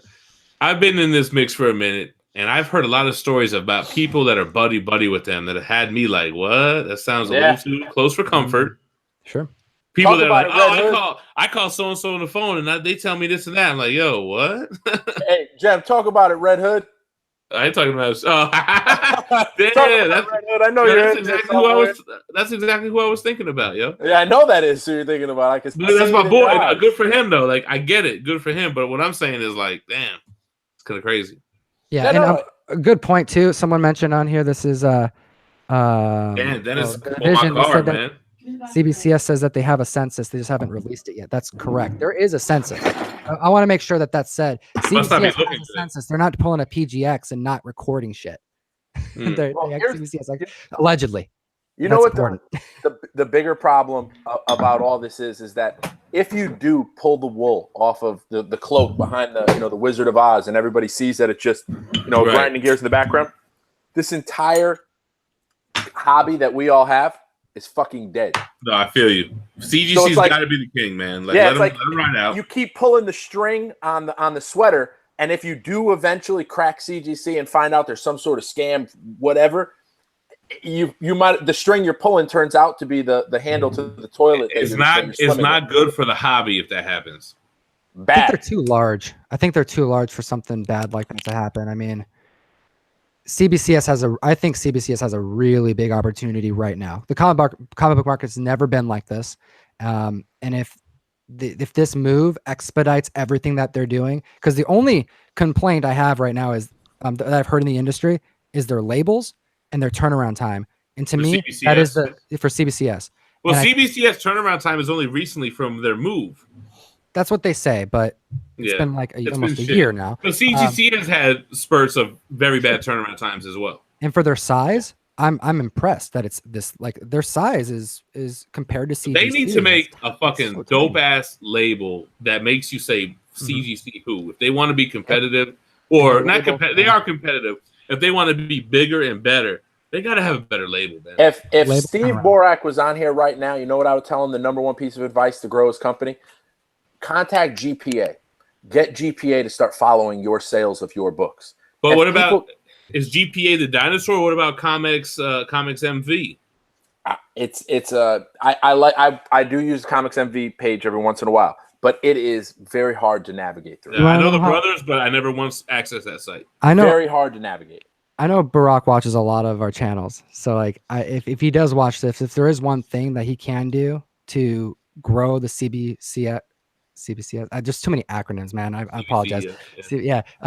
The brand, they need to start streaming. They need to be as active as we are online. Because if people saw what they do, if they say this is your comic, this is how it goes through. You want to know why it's coming out late? Yeah, they should be more transparent. 100%. If the grading company becomes transparent and they're on Instagram, they start doing the hashtag IG Comic Family, I guarantee more people start going to them.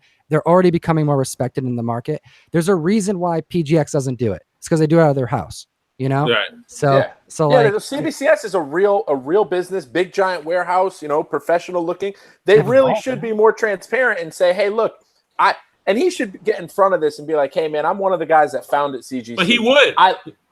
I left because A, B, C, D. Call it what it is. Whatever the pettiness that you have, that your beef between CGC and CBCS is, air it out. Let it out there. And let's roll on, because what's going to happen is you'll draw that line in the sand and people will start to follow you. You know, 100%. It's just like when you're a polarizing figure, when you're a Donald Trump, when you're an Eminem, when you're whoever it is, people will follow you to the end. Eminem put out his album Killshot, and I know the comments will say whatever they were. He got killed by that guy, MGK. I didn't even know that guy was still alive, but he got killed. But his fans, no matter what that kid did, they were going to say Eminem won. They were going to put in booze. They were going to do whatever they can to support. It was a hard diss. Oh, I love it. Oh, we all watch that? Dude, I'm all about that. I never get to talk about that stuff. So MGK diss was hard as fuck. I think Killshot, dude. He killed it, dude. I thought Killshot response was more than enough for Eminem to take it. I think Eminem won at the end of the day. Well, Kamikaze's the album. He came on Kamikaze first time and shit about everybody. Yep.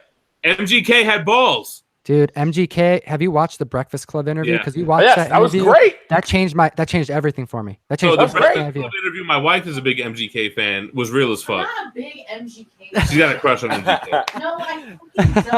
So MGK's interview was real as fuck, and he makes a lot of sense. All the shit he talks about is some real shit. But Eminem, I still appreciate the bars Eminem dropped on Killshot. To me, dude, killed it. Like, what else could he have said? Yeah. Well, the problem is when you start a fight with somebody that has nothing to lose, you can't win. Why are we MGK? You know, let me tell you something. MGK won because he got everything he could have got out of this. He performs that shit on tour now. Yeah. He was like, yo, I'm gonna get the balls to go against the GOAT. If he gets back at me and wins, I win either way. Yeah, you win no matter what. That's my point. You're Okay. fighting a fight you can't win if you're Eminem. I think okay, this is gonna hurt a little, but we're talking about Eminem, who is the god. He's wearing the freaking gauntlet, and we're talking about him even in the ring right now. Right. That's the problem. He's in the ring right now. How could he be in the ring with somebody? He's in the ring with War Machine. I mean, he ain't even with Iron Man. He's with War Machine. And War Machine made him bleed. That's right. That's exactly right. MGK so that's what we need to talk got about. him. Of course, I'm gonna beat him, but whatever. Eminem's biggest thing was he didn't want to blow MGK. He didn't want to make him bigger than what he already was. But MGK forced him to do that, and that's how MGK won. Regardless of who had the better song or bars, MGK is the hungry young kid that wants. He's still in it.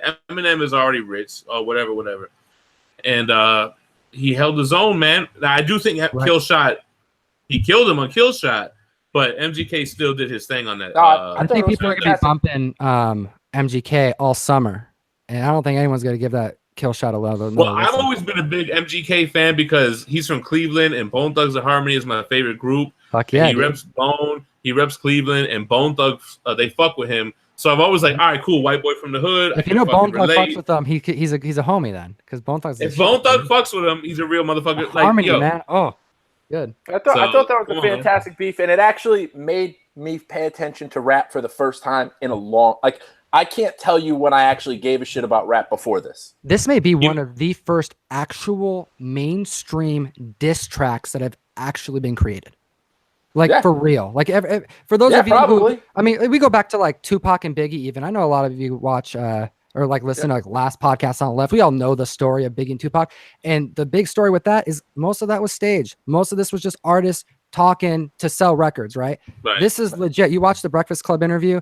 MGK has a straight beef with Eminem because he thinks he got fucked over. So he wrote a song in 2 days, a video in 2 days, and put it out against someone who's wearing the freaking gauntlet. Respect.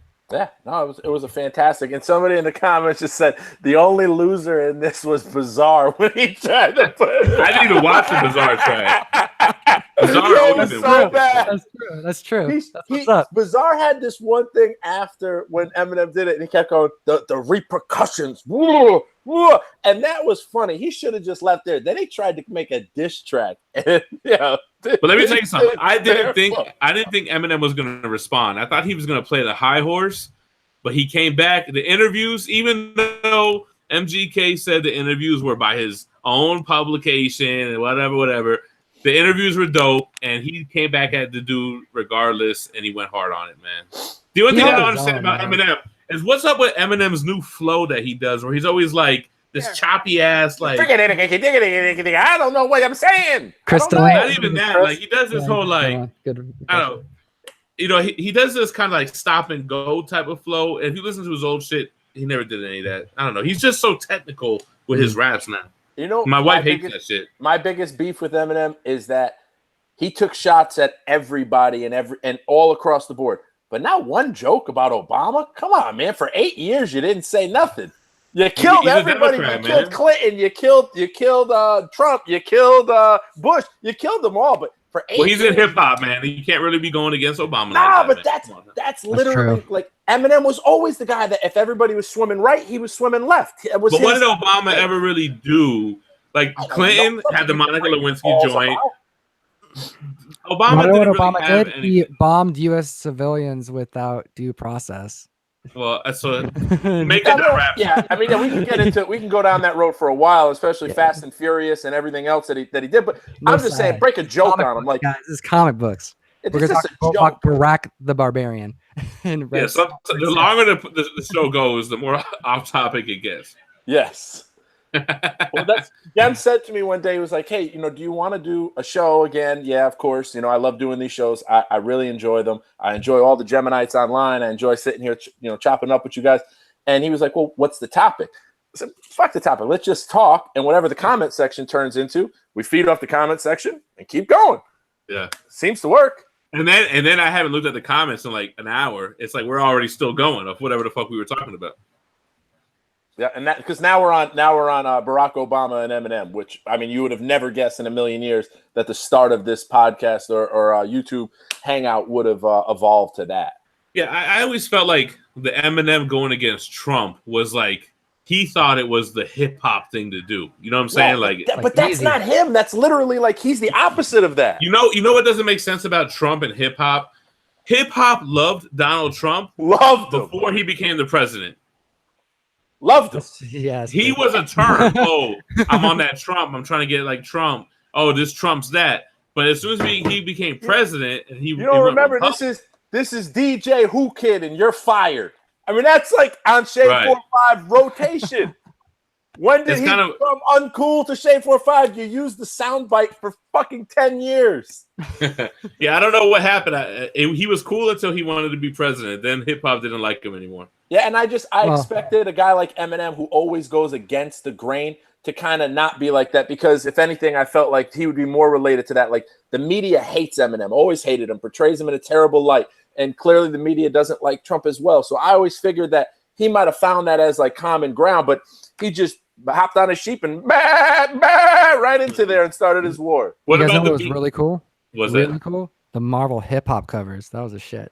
Yeah, man. You know, and they had two. Oh, with Thanos with the chain. Hell yeah. They had two hardcovers for that. I was gonna get them, but I didn't, man. But maybe I should have all the covers collected in 2 hardcover books. That'd be dope. I don't know if they made. Oh, Red Hood is right. Red Hood, Kanye West pulled the Eminem, and he's the only one rocking with Trump. And look how much love Kanye's been getting lately. I mean, not from the hip hop community, but from people. Like, well, the shoes are killing it, dude. Forget about his music. His shoes are I don't even. I mean, he may really. I know he raps about the fact that he may be a billionaire. He might be. Which one? But going back to Chicago. What's the last good Kanye album? though? He hasn't been good. His Does music Kanye have a good album? I don't even know. Yes, College Dropout was my thing. Shit. You don't like any Kanye, huh? I've tried, man. I can't get into Drake. I can't get into Kanye. I tried, dude. Yeah, I like rap, Drake, dude. I bump Everybody rap makes all fun the of me. time when I'm All the Geminites make fun of me because I like Drake. I'd rather listen to Drake's Lil alright, Wayne some over of his Drake songs. any day. And that's terrible. Lil to say, Wayne too. fell the fuck off, man. Yo, Lil Wayne tried to make a diss track. It sounded like Little Windex. I like Lil Wayne when he was in Hot Boys. When Juvenile was popping, I was like, yo, this Lil Wayne is Hell dope. yeah. He was like 13 back then. Yo, I liked him then. I liked him during that era. But when he became like the rock star Lil Wayne, I couldn't really fuck with it anymore. Yeah, he turned into like a skateboarder or something. And he lost me on that. Yeah, I seen him at Club Live in Miami. Was it last year? Oh yeah. He's just like, I don't know. He's not a very polarizing figure in my opinion. No interest in approaching his table. Hey, listen, I got to take a bio break. Can you guys hold the show down while I do that? Yeah. Brother. Hey, Truman, that wasn't Lil Wayne. Who was it? I don't know who it was. I thought it was Lil Wayne. Well, let's hit the questions, the comment. Everyone have any comments or questions? This is a great time to do it because we're missing our main homie here. So now's a great time to hit the discussion. Yeah, let's try and turn it back into comic books. Yeah, I like it. Here. And I love that we have a bunch of peeps on here who like rap and like hip hop. That's good to know. I never get a chance to talk about that on the mic, so that's pretty cool. I was excited when you brought up MGK. I'm like, oh shit, I've been bumping. Well, I think that most of us are all very similar backgrounds. Like, we're mostly 80s, 90s babies. We got into it for the love of collecting. Then all of a sudden, we bought a specific book at some point, made a buck or two flipping it, and said, "Wow, this is not only fun, but I can make some money doing this." And now we just kind of roll into it. I have to say it, man. 10,000 Diamond Eyes put little penis pump, and I think that's funny shit. I just have to say that. I never heard that before. That's pretty funny shit. Good stuff though. What is so much in the comments with these Ken Griffey rookie junior? I don't get this. Okay. So what happened was Russ made one comment really quickly about how the comic book market. I don't know, he compared something like this was like 5 months ago or so.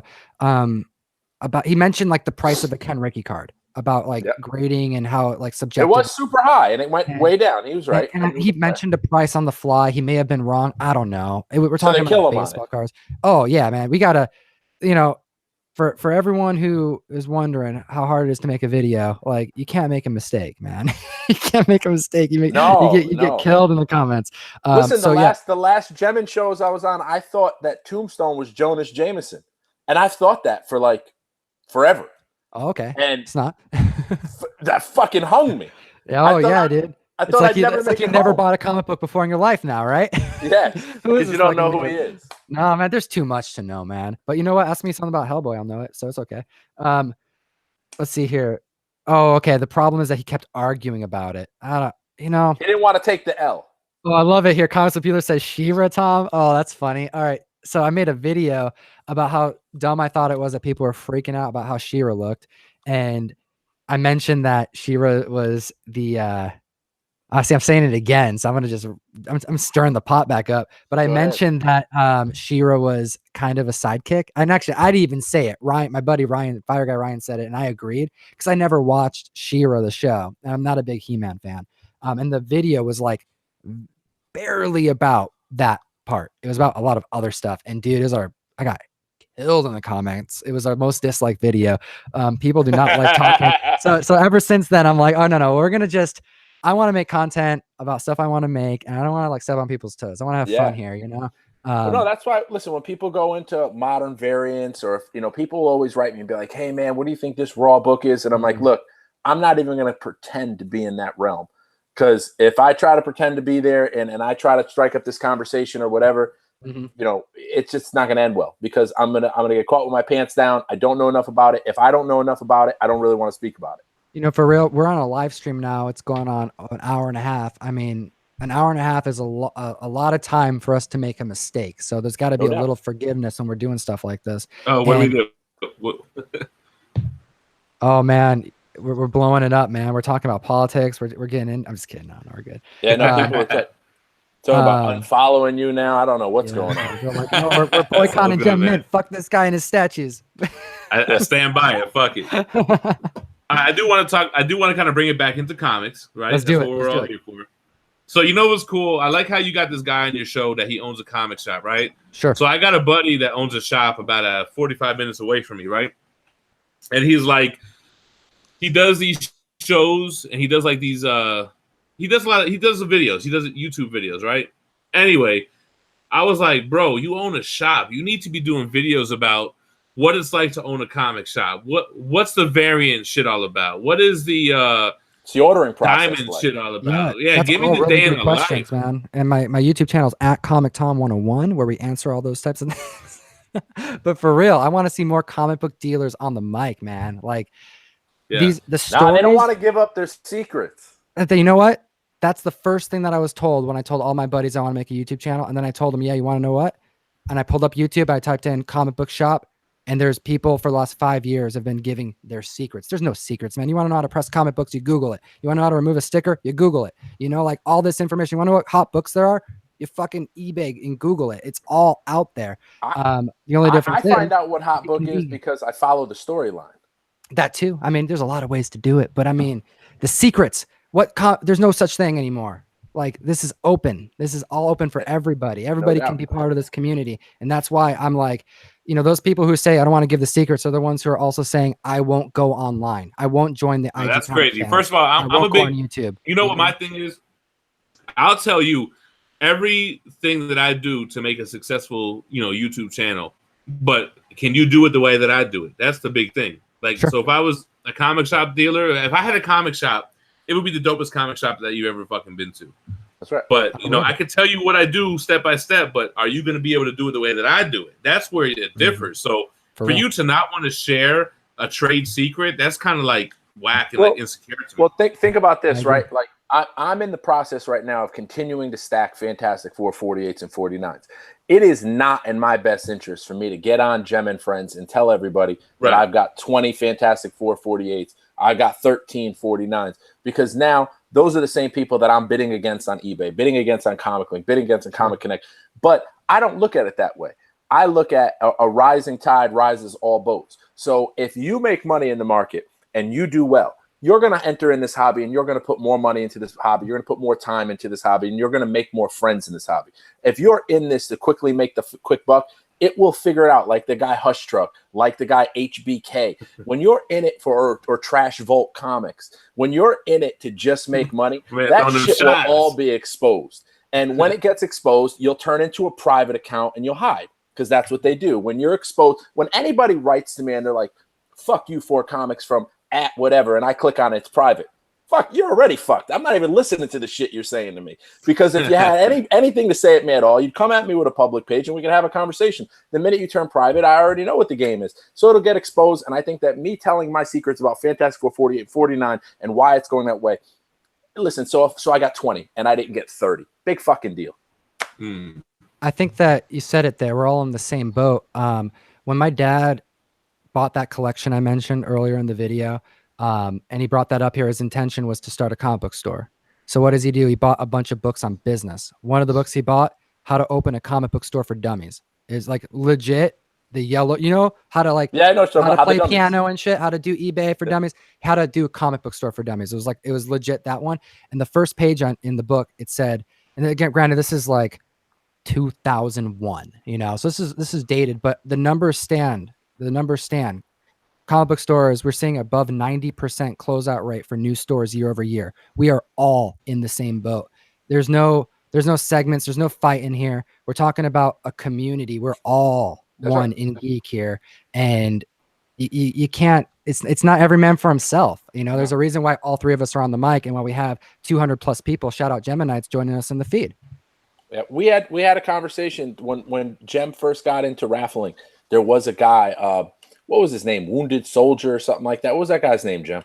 That doesn't ring a bell to me. The guy that was out there raping everybody on raffles when it first came. He was having raws and being like, "This is a 9.8, and I'm raffling it for this."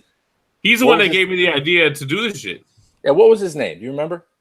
I remember his real name, but I don't even really want to put it out there like that. I know that T-Bow's boy. That's T-Bow's boy. Yeah, whatever. He got caught with his pants down, and when he got caught, he was like, "I'm a wounded warrior," and it was like, "Whoa, all right, listen." I mean, I appreciate any service that you do to this country. You protect me and my family from terrible things, and you don't ever know me or my name, so I appreciate that. But you're still a fucking asshole, just in real life. Right? TiVo, Lord of the Lawn Box. Yeah. Is that right? Yes. Yeah. Shout out to that podcast. I saw you on there, man. Gem, that was great. Yeah. That was a good That's podcast. my boy. TiVo's in the chat right now. He just commented. So if you remember, I called that guy out, and I caught a lot of slack from the West Coast over that. I mean, that was a problem for a long time. But the reason that I did it, and the same reason why I call out, HBK, and I call out all these other and Trash Vault Comics and Midget Ramon and all these other people out there, is because you're ruining it. Because if you rip off somebody, they will never come back. And they will never come back to invest in this business, and they will never put time back into this hobby. And they will think that this hobby is full of people like you. And it's not. This hobby is one of the few hobbies where people actually give a fuck about each other. And that goes a long way. And people like him are parasites and pariahs. And they will, if you don't cut them out right away, they will grow and infant state and start to ruin this hobby. So that's why I felt like I called them out. So do I feel like I carry a shield and a sword? No. But did I feel like I had to call them out and took a lot of heat? Sure. And I don't mind, because it's all for the better. Because, I don't know where Hush Truck is anymore, but I haven't seen Hush Truck ripping any people around anymore. So yeah, I caught shit for getting them banned from CGC boards and everything else. It is what it is. Yeah. 4 Comics has always been the I don't want to say the whistleblower, but it's always been the one to call out motherfuckers who, trying to be slick or whatever. And I like where it comes from. If you scam somebody, they're never gonna participate in this community again. And we just lost a customer, we lost a friend, we lost somebody who's gonna watch the YouTube channel. So I totally feel you on that. Yeah, it's very important for everybody to be genuine. Russ mentions it on the podcast. We talk about this. I may not have coined this phrase, but I'm sure as hell going to try. We call it comic book karma. It's something karma. Like, we talk about that a lot. Yeah, if you don't know what it is, you know it if you experience it. But like, integrity in this game is the one thing that you can't get back.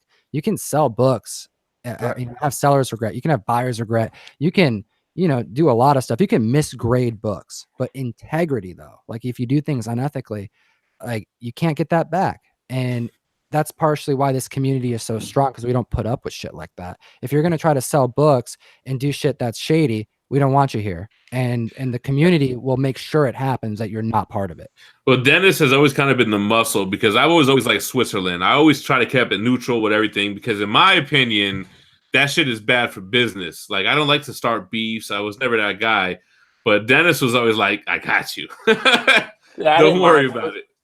And that's why I believe that I'm successful on Instagram, because I don't shield who I am. If I don't like I don't like the new Joaquin Phoenix Joker.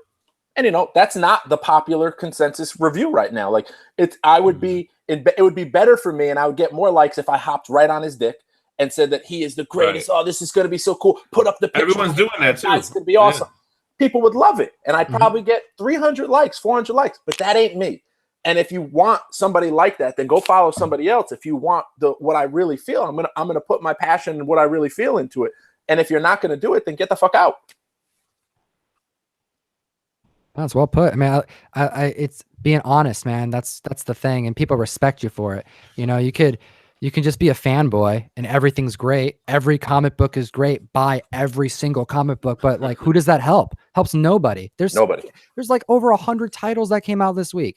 Like, we want honesty. We want to know what the fuck's good, what's bad, What do we want to collect. I mean, we're we are in a community where the average consumer spends between $100 and like $2,000 a month on this art, whether it be a statue, an omnibus, a graded comic book, anything of that nature. Like, this is serious stuff. And if you can't handle it, then get the fuck out.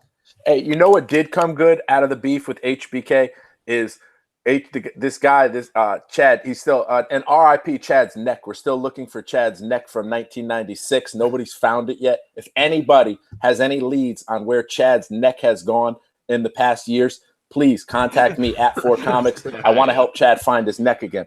But the good part is he started with something where he would hashtag fuck the IG comic lords. And at the time, I was really kind of still beefing with TiVo from my whole West Coast thing that I did when I called out the Wounded Warrior guy. And, my enemy's enemy became my friend. And now me and TiVo have kissed and made up. And so sometimes things like that are good because I'm sure that he looked at me as an asshole and I looked at him as an asshole or whatever. And then all of a sudden we're like, hey, wait a minute. We're actually not assholes. You were passionate about one thing. I was passionate about one thing. We put it aside and we kiss and make up. That's what this is all about. Yeah, the beef between y'all brought you and TiVo together. And at the time I was doing TiVo's show, so that worked out. Yep. Hey, Tom, when did you jump on IG, man? I was doing IG like 2.5, 3 years ago, just like casually, and then it turned into what it is now. Yeah, I think I jumped on like 2014. Dennis must have been around that same time, I think, right?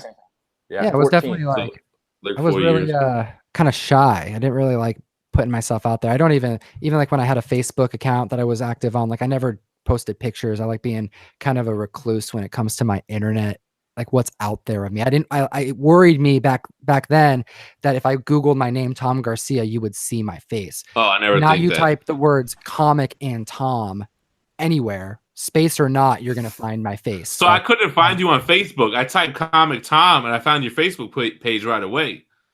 Yeah. I have a personal Facebook. I don't use it though. So it's just kind of. I don't use mine either. I only use mine for like the groups that I'm in. You know what I mean? Right. But yeah, no, I started up on IG a couple years ago. That's really where this all started. And that's, if anything, it was like kind of the root of the idea of the podcast and doing what we do, because I like the idea of growing a community. I think that it brought me out of my shell and it brought my friends out of their shell and has brought so many people together. And all I can think of is, all right, if I can pump out content and motivate one person to even just post something on a public page. It doesn't even have to be themselves, just a freaking comic book they think is awesome. Maybe I can, encourage someone to do that. And I like that. And I'm seeing that happen more and more. And that motivates me to do what I do more than ever. And Instagram helped me do that. I just started filming myself talking about comics. And if you ever want to see some really cringy videos, you can go through my Instagram at Comic Tom 101. You can scroll back through and you'll get to them. They're terrible, but I started just filming myself, and then over time, I started making friends. And I didn't realize then that those friends would become the community, but I made a ton of friends. And then fast forward 2 years, here we are. I'm on I chop it up with many people from the IG community on a daily basis. Jem being one of them. It's good stuff. And me and Dennis talk probably every fucking day. Like that's why the whole Jem and Friends segment that I do stemmed from me talking to Dennis every day, talking to Frank every day, talking to Guido every day. And I didn't do this as a Jem and Friends because we don't talk every day at that time. Maybe we will. But I was like, because I don't really know you like that, let's just have you on the regular show. You know what I'm saying? And it ended up being a successful show, man. We still got 206 people watching right now, man.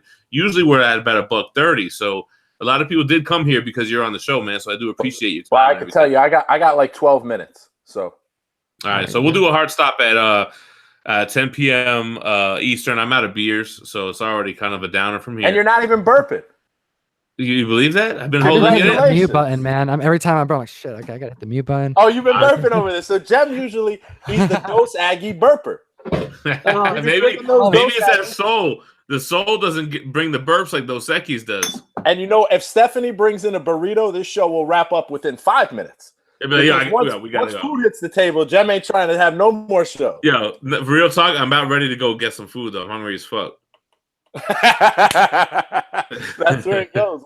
Once that burrito's probably hitting Uber Eats under the table right there. So this is a live show. Normally we do it with Manimal. Manimal's in Cancun. He didn't even join in to say what's up. So put it like that. What's going on right now? So this is Saturday.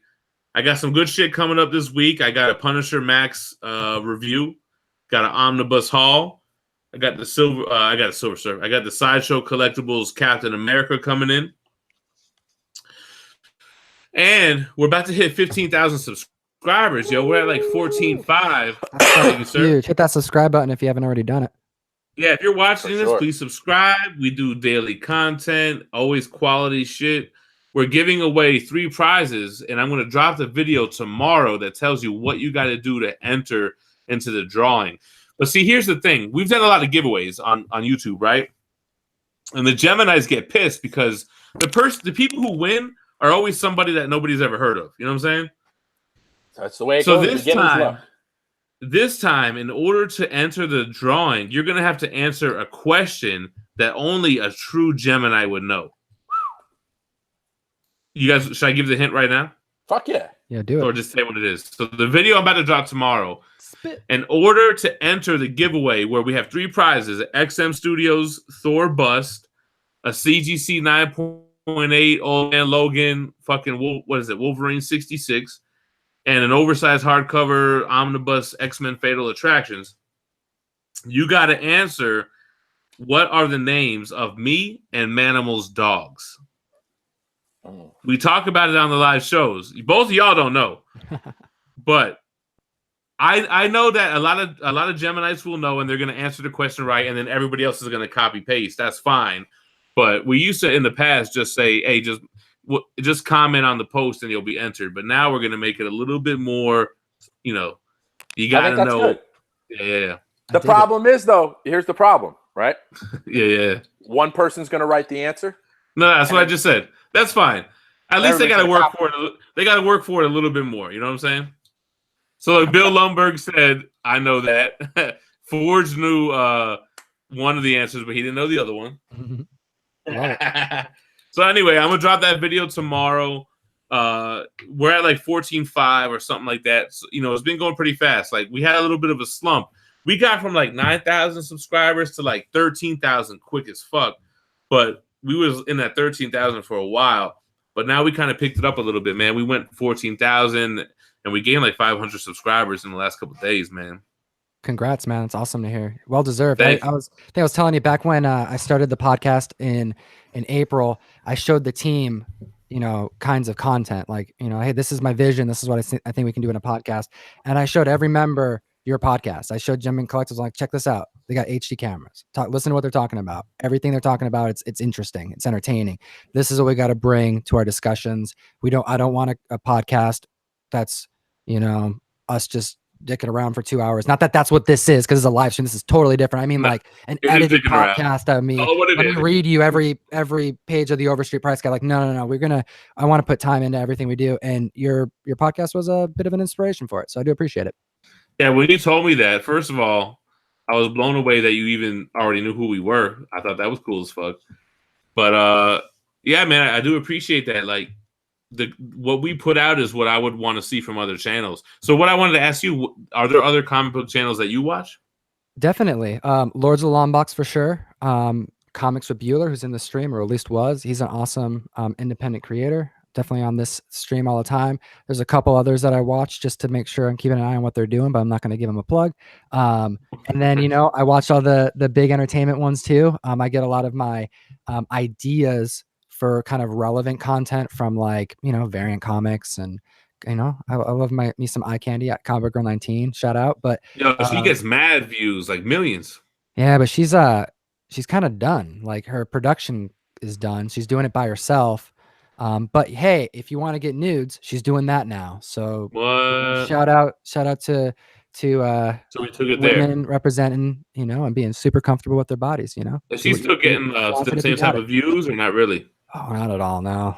Since she kind of stopped it, it's been slowing down, unfortunately. But you know what? You know, we gotta just keep making content, you know. It may not be a girl, and not start making nudes, because I got to be honest, I wouldn't watch either of your channels if you weren't nudes. That's when we start losing subs. Yeah, I think your subs are gonna go. I want to stay monetized, my brother.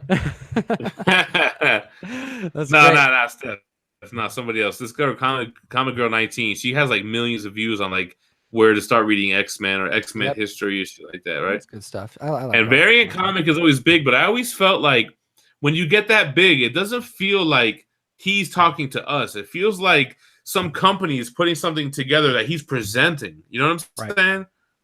And I don't feel like it's real, man. But, you know, you met him, actually. Yeah, I met him last week. So that was the first time that I ever felt like, yo, this is a real dude that's really hustling for his channel. Because I always felt like it was a corporate kind of fucking channel.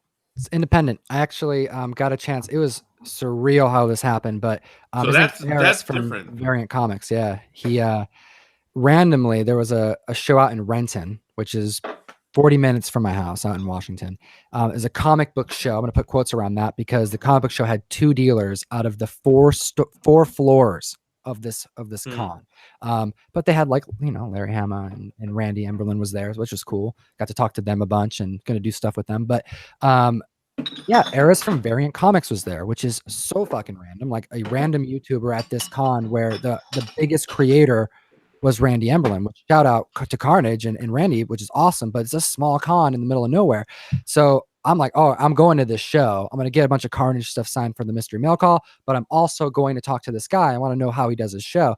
And that's the first person I would have talked to. That was smart as fuck. There was nobody talking to him. So I sat down and I'm like, hey man, I don't know. Oh, Dennis, you know who this guy is? Variant Comic? Nah.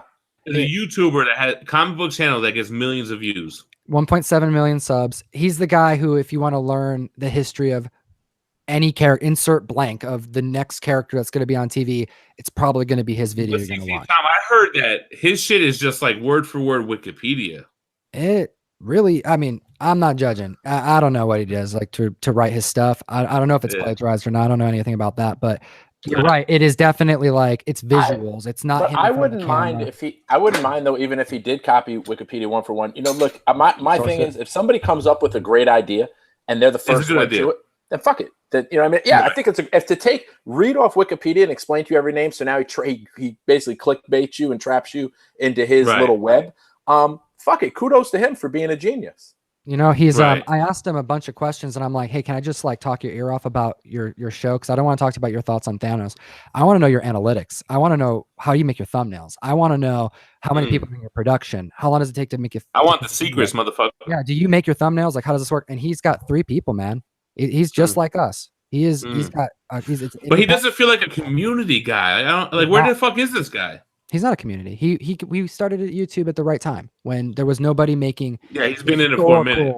Like formatted. Here's everything you need to know about Starfire. You know. Yeah, and Stampede. It is good. It is good production. Mm-hmm. Yeah, Comics Explained is another one. Comic Historian, he's another. But those guys are all friends. Like they're all in it together. Like I wouldn't even doubt that they're on monthly phone calls. All right, who's dropping this video at this day so we don't release it on the same time? Like, oh, for sure. That's the kind of status they're at. But it was really cool. It was eye-opening. He was just sharing with me about like critiques he had on the channel, things I can do better. You know, I got him to sign some stuff to give away. Like it was really valuable. But if anything, it made me feel good to come back to like start recording, to keep growing the community, because you mentioned it. He's got 1.7 million people following him. That means you can get. He doesn't have a community.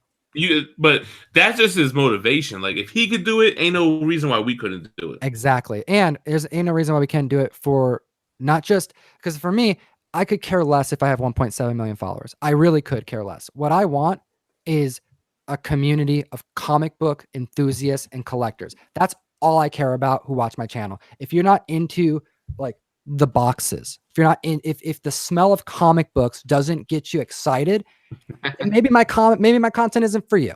That's what I got to say. But you know, if we have an opportunity to make content for what I think is the coolest community in the world, then I'm going to do it every day. I think that's well said. And I think that's a good segue up out of here. It's Can I plug my stuff real quick?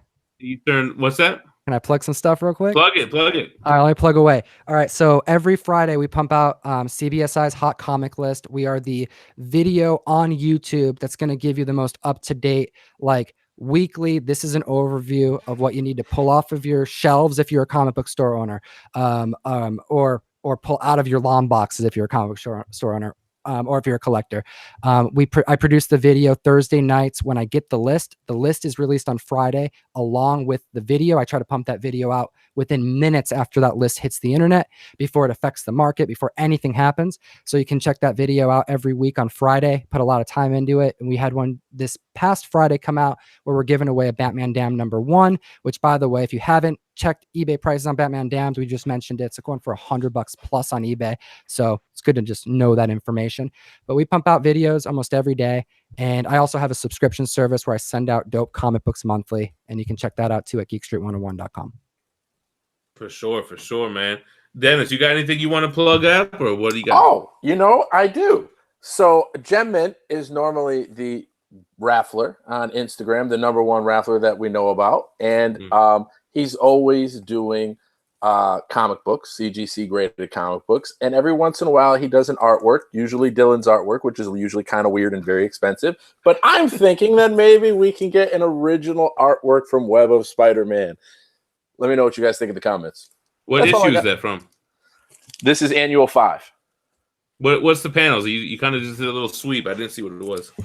I don't know if we got. I don't really see. I don't have the HD camera, so maybe we can get into some panels. No, we'll see. We'll get you a big picture of it, and we'll see. Maybe people want to see something a little bit different, and it's cheap. It's not like a $1,000 art panel. Yeah, I was going to ask what's the price point on that? I don't know, probably like a few $100 or something like that. Oh, okay, so inexpensive, but very not inexpensive. Cheap. But it's not a piece cheap, of original. Inexpensive. It's an original art piece from a Spider-Man run, which anybody that knows me knows that's my mecca. What's the artist? Who's the artist? I don't know. I don't know the answer to that. I didn't even look it up. Why you look Randy at that? Schmell. Randy Schmell, 1989.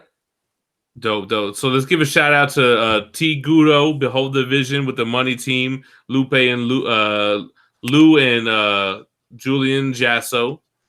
Yep. Shout out to fucking Russell, Who Dat Comics, man, Magic the Kraken, Forgerelli, Miss Hustle. Thanks for everybody who watched, man. It was a dope show. Tom, I don't know if you're down to do it again, but a lot of people were saying it was good. They would like to see you again on the show, so you let me know. Yeah, man, I want you on my show too. And heck yeah, man, everybody. For Comics, we got to get you on. It's nice meeting you, dude. I'm super 100%. excited to diving into your Instagram at For Comics. So look out for @Comic Tom to follow you one-on-one. I'll do it as soon as we get off this page. I'll do a little bit of stalking of myself. I was telling Tom, like, Dennis is like the first when I jumped on Instagram, you were the first one that I saw with AF-15s and Hulk ones and FF ones and X-Men ones, and you made me want to like quit. Like, all right, well, this guy's got everything. Fucking, I'm not collecting anymore.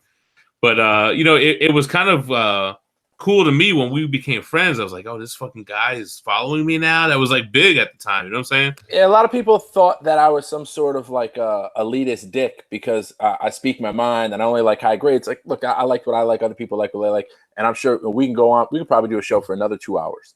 But I think that we should save some of this good content. And the next time, get another show. Maybe we can mix in Milton the Manimal or somebody else and see how it goes. And we do this again. For sure. The only thing that I want to plug is that tomorrow I'm dropping the 15K giveaway video.